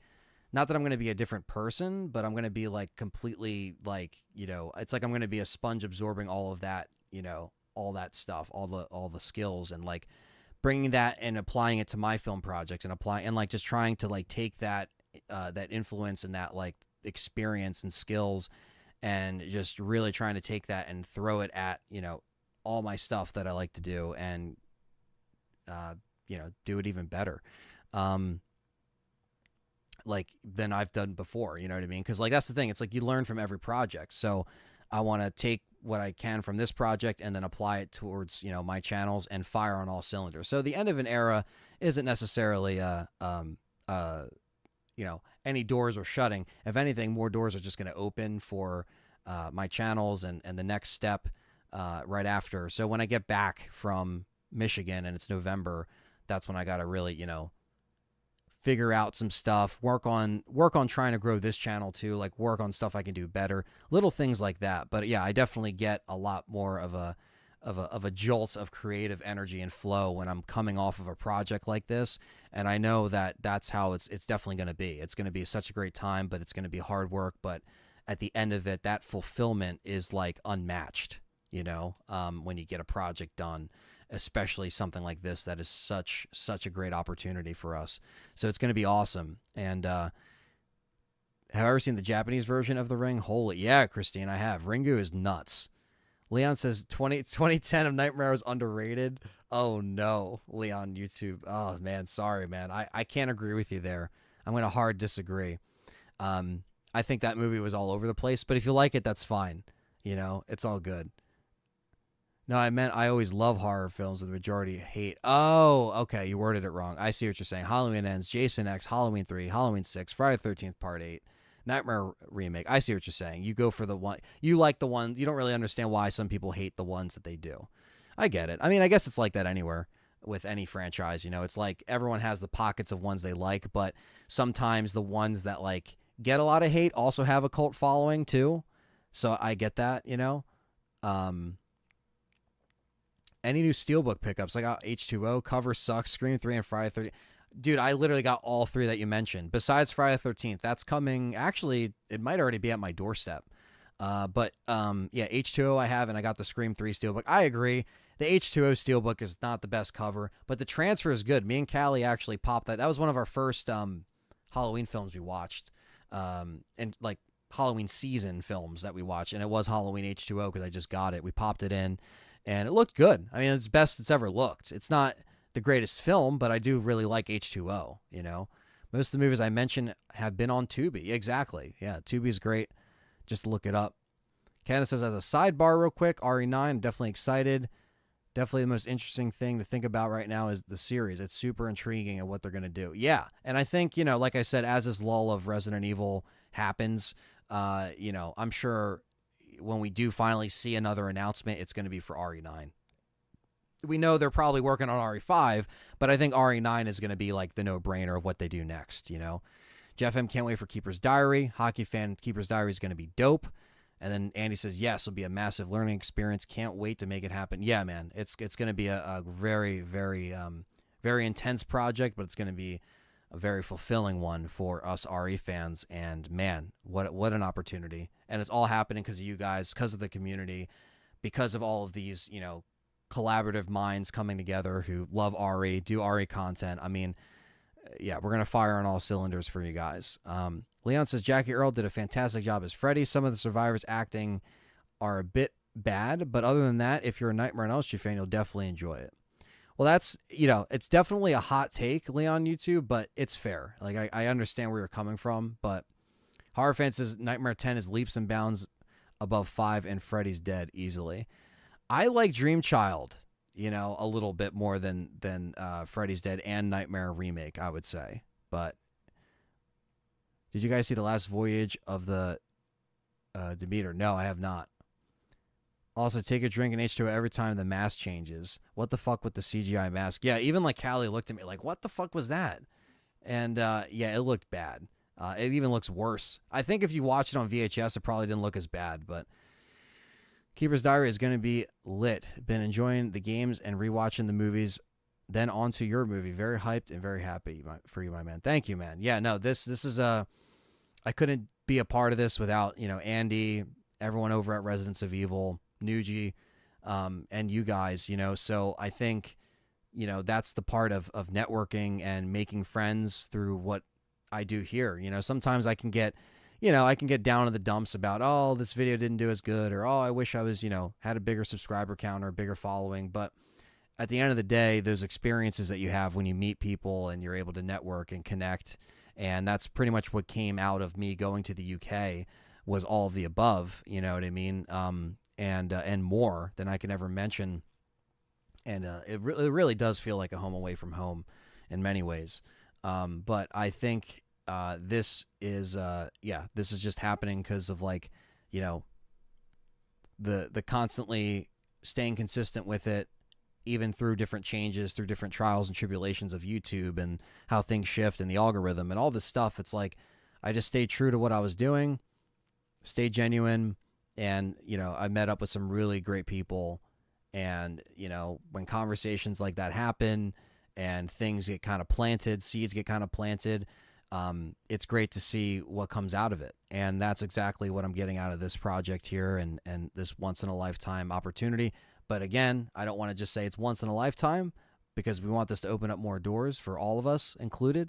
But you get what I'm saying. It's a very, very exciting opportunity, and I'm very grateful. And I cannot wait to top off October with some great people and some great memories and making something for you guys that is going to be beyond what we could ever imagine would be possible. But because we have the backing of the community and everyone on board, it is going to be something else. Kular, what's going on, brother? I'm going to be wrapping up in about 5 minutes here, but definitely get in your questions. I know some people are just joining, they're getting done work and everything else, but if you want to drop a like, if you haven't yet, definitely hit the like button. And ask another question. It is an exciting time for the RA community. Exactly, Horror Fan.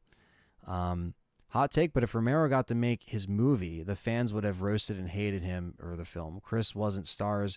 Jill was a mean-spirited bitch. Barry, well, I mean, Jesus. I mean, I don't... I mean, look, but back then, he was just doing things the way he wanted to do it. I don't think, I think the script itself was very George Romero, but I also think I probably would have liked it, I don't know. I've read it, and, I know there's things that he's doing that are different, but I don't know. I thought it would have been an interesting take, especially would have had the 90s flair to it, but it's all good. Things happen. And again, all of this is why we're here doing this Keeper's Diary. We're trying to all the years of things almost working out and not working out and things almost being like how it should have been, but not really, this being our attempt with this film here. And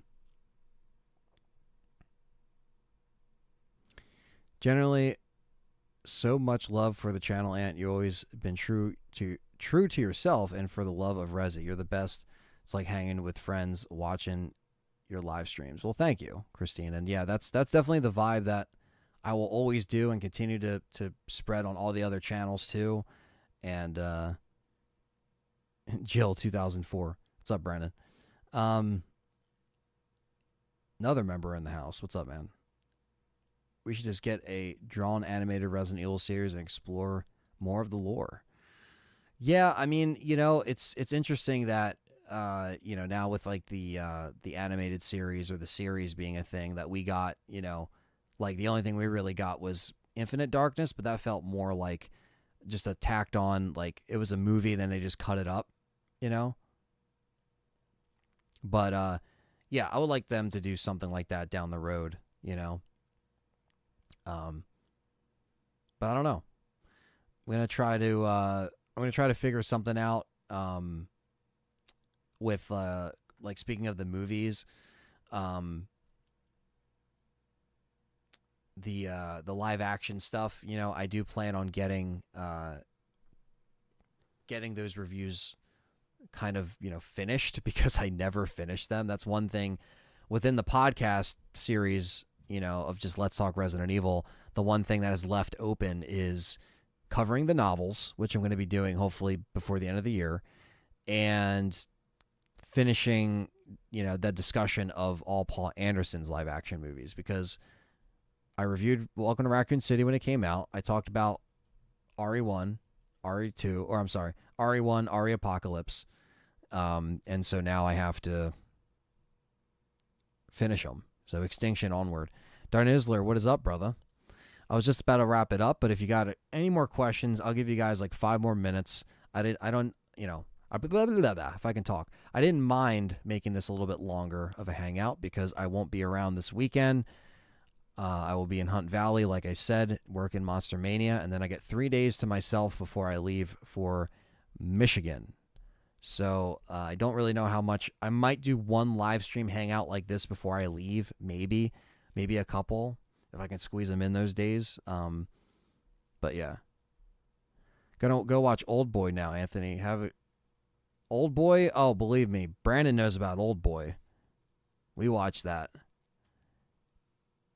Anthony and chat, have an awesome rest of your day. Good chilling. Thank you, Movie Metalhead. I think Umbrella's main goal of the movies was a disappointment. Made us wait 6 films for it. Yeah, I know. They're releasing all the live actions in a big 4K pack. I saw that, man, and I'm a Steelbook guy. That especially after getting this. I mean, this was like this. I did save some money on because I worked at Best Buy at the time. But it's like these are all 4K, and it's like I don't really need them again. Even though I like Steelbooks, but it's like I don't need it again. It's like $140. Like why?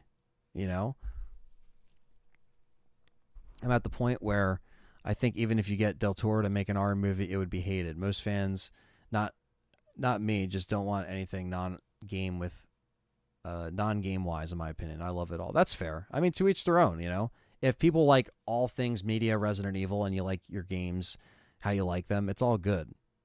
Yeah, like it's all good. That's why, like, I never, I'm not a gatekeeper. I'm not someone that bashes on your opinions. If you disagree or if you like Welcome to Raccoon City or if you hated Welcome to Raccoon City. All I know is Welcome to Raccoon City inspired what we're doing next week, what we're starting next week. Like it inspired the director to be like, the director Andrew to be like, yeah, no, we got to do something here. So. If that's what brought us to the dance here, and you guys did too with the community, so more RE movie watch parties, yeah, Leon. I was gonna say, so also please check out the Discord. The Discord is rebooted, like Golden Freak said, it's rebooted. Join, have some chats. I promise there's gonna be more events in there, probably when I get back from Michigan. So, are you any closer to reading the books for us? Can't wait for that. Hope you have a great weekend. Thank you, Christine. Yeah, I mean, I definitely plan on doing some kind of audio for the books. Shout out to Beggy. I know she does her own audiobooks on Residents of Evil, which is awesome. But I would like to also do maybe something like that. A lot of people, I think I would like to do that as like, podcast, like upload it as like an audio book, because imagine that, you know what I mean? You could just download it and then it's like on my podcast page, but you can just download it and it's like, it could be in parts. I don't know how long it will be. But yeah, I'm going to read the books, and then I'm also going to review them because I've never actually talked about the books on here. So the S.T.A.R.S books will be coming soon. before the end of the year. That will be coming before the end of the year. And I don't think the Steelbook release for 4K movies is worth it. Yeah, it's really expensive. Do you have any good simulators that you could recommend downloading? I'm talking like certain website or something. Simulators? No, I'm not too up to date with that. You mean emulators? Or maybe you did mean simulators. Certain websites or something? Yeah, I don't know. Not sure. But yeah, I think that's about it, guys. I want to thank Thunder's Productions for gifting 10 memberships. That's fucking wild. It really does help me out every month. And if you guys are, like I said, check out the socials, LTRE, check out Discord. It's brand new. It's like rebooted, basically. The shop as well. If you notice, YouTube has moved the shop. You can click the little shop button down below in my description, and it brings you to the LTRE merch. I have hoodies. I have long sleeves. I have, zip-up hoodies. Like, they're all there.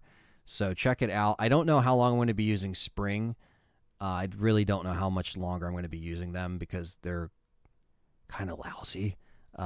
But, there's probably better merch sites that I can actually make profit off of this stuff, or like, because I don't make anything off of this merch. I just want to let that be known, like pennies.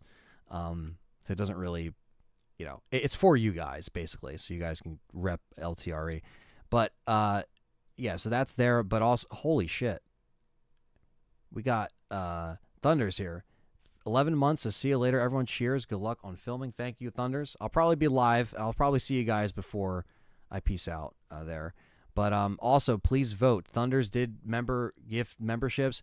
Vote on the next live stream for November. If you're a member or Patreon supporter, you can vote right now, and I'm pulling it up here. Sorry. Cold Fear. So there's 30 votes, but there's over 60 members. So I know not everybody voted, but please vote. It's in the community tab. If you're a member, if your name is green and you have a badge and custom emojis, which you get from the members, you can also vote on these exclusive polls. Cold Fear is at 24%. Fatal Frame is taking the lead, 45%. But Parasite Eve is at 31%.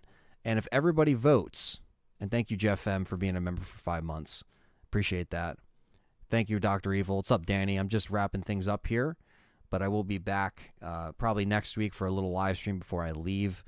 But yes, thank you for everything. You meant emulators. Sorry, I got in my truck. I'm leaving for work. You're good. Emulators, it depends on what you want. Dolphin's good for GameCube.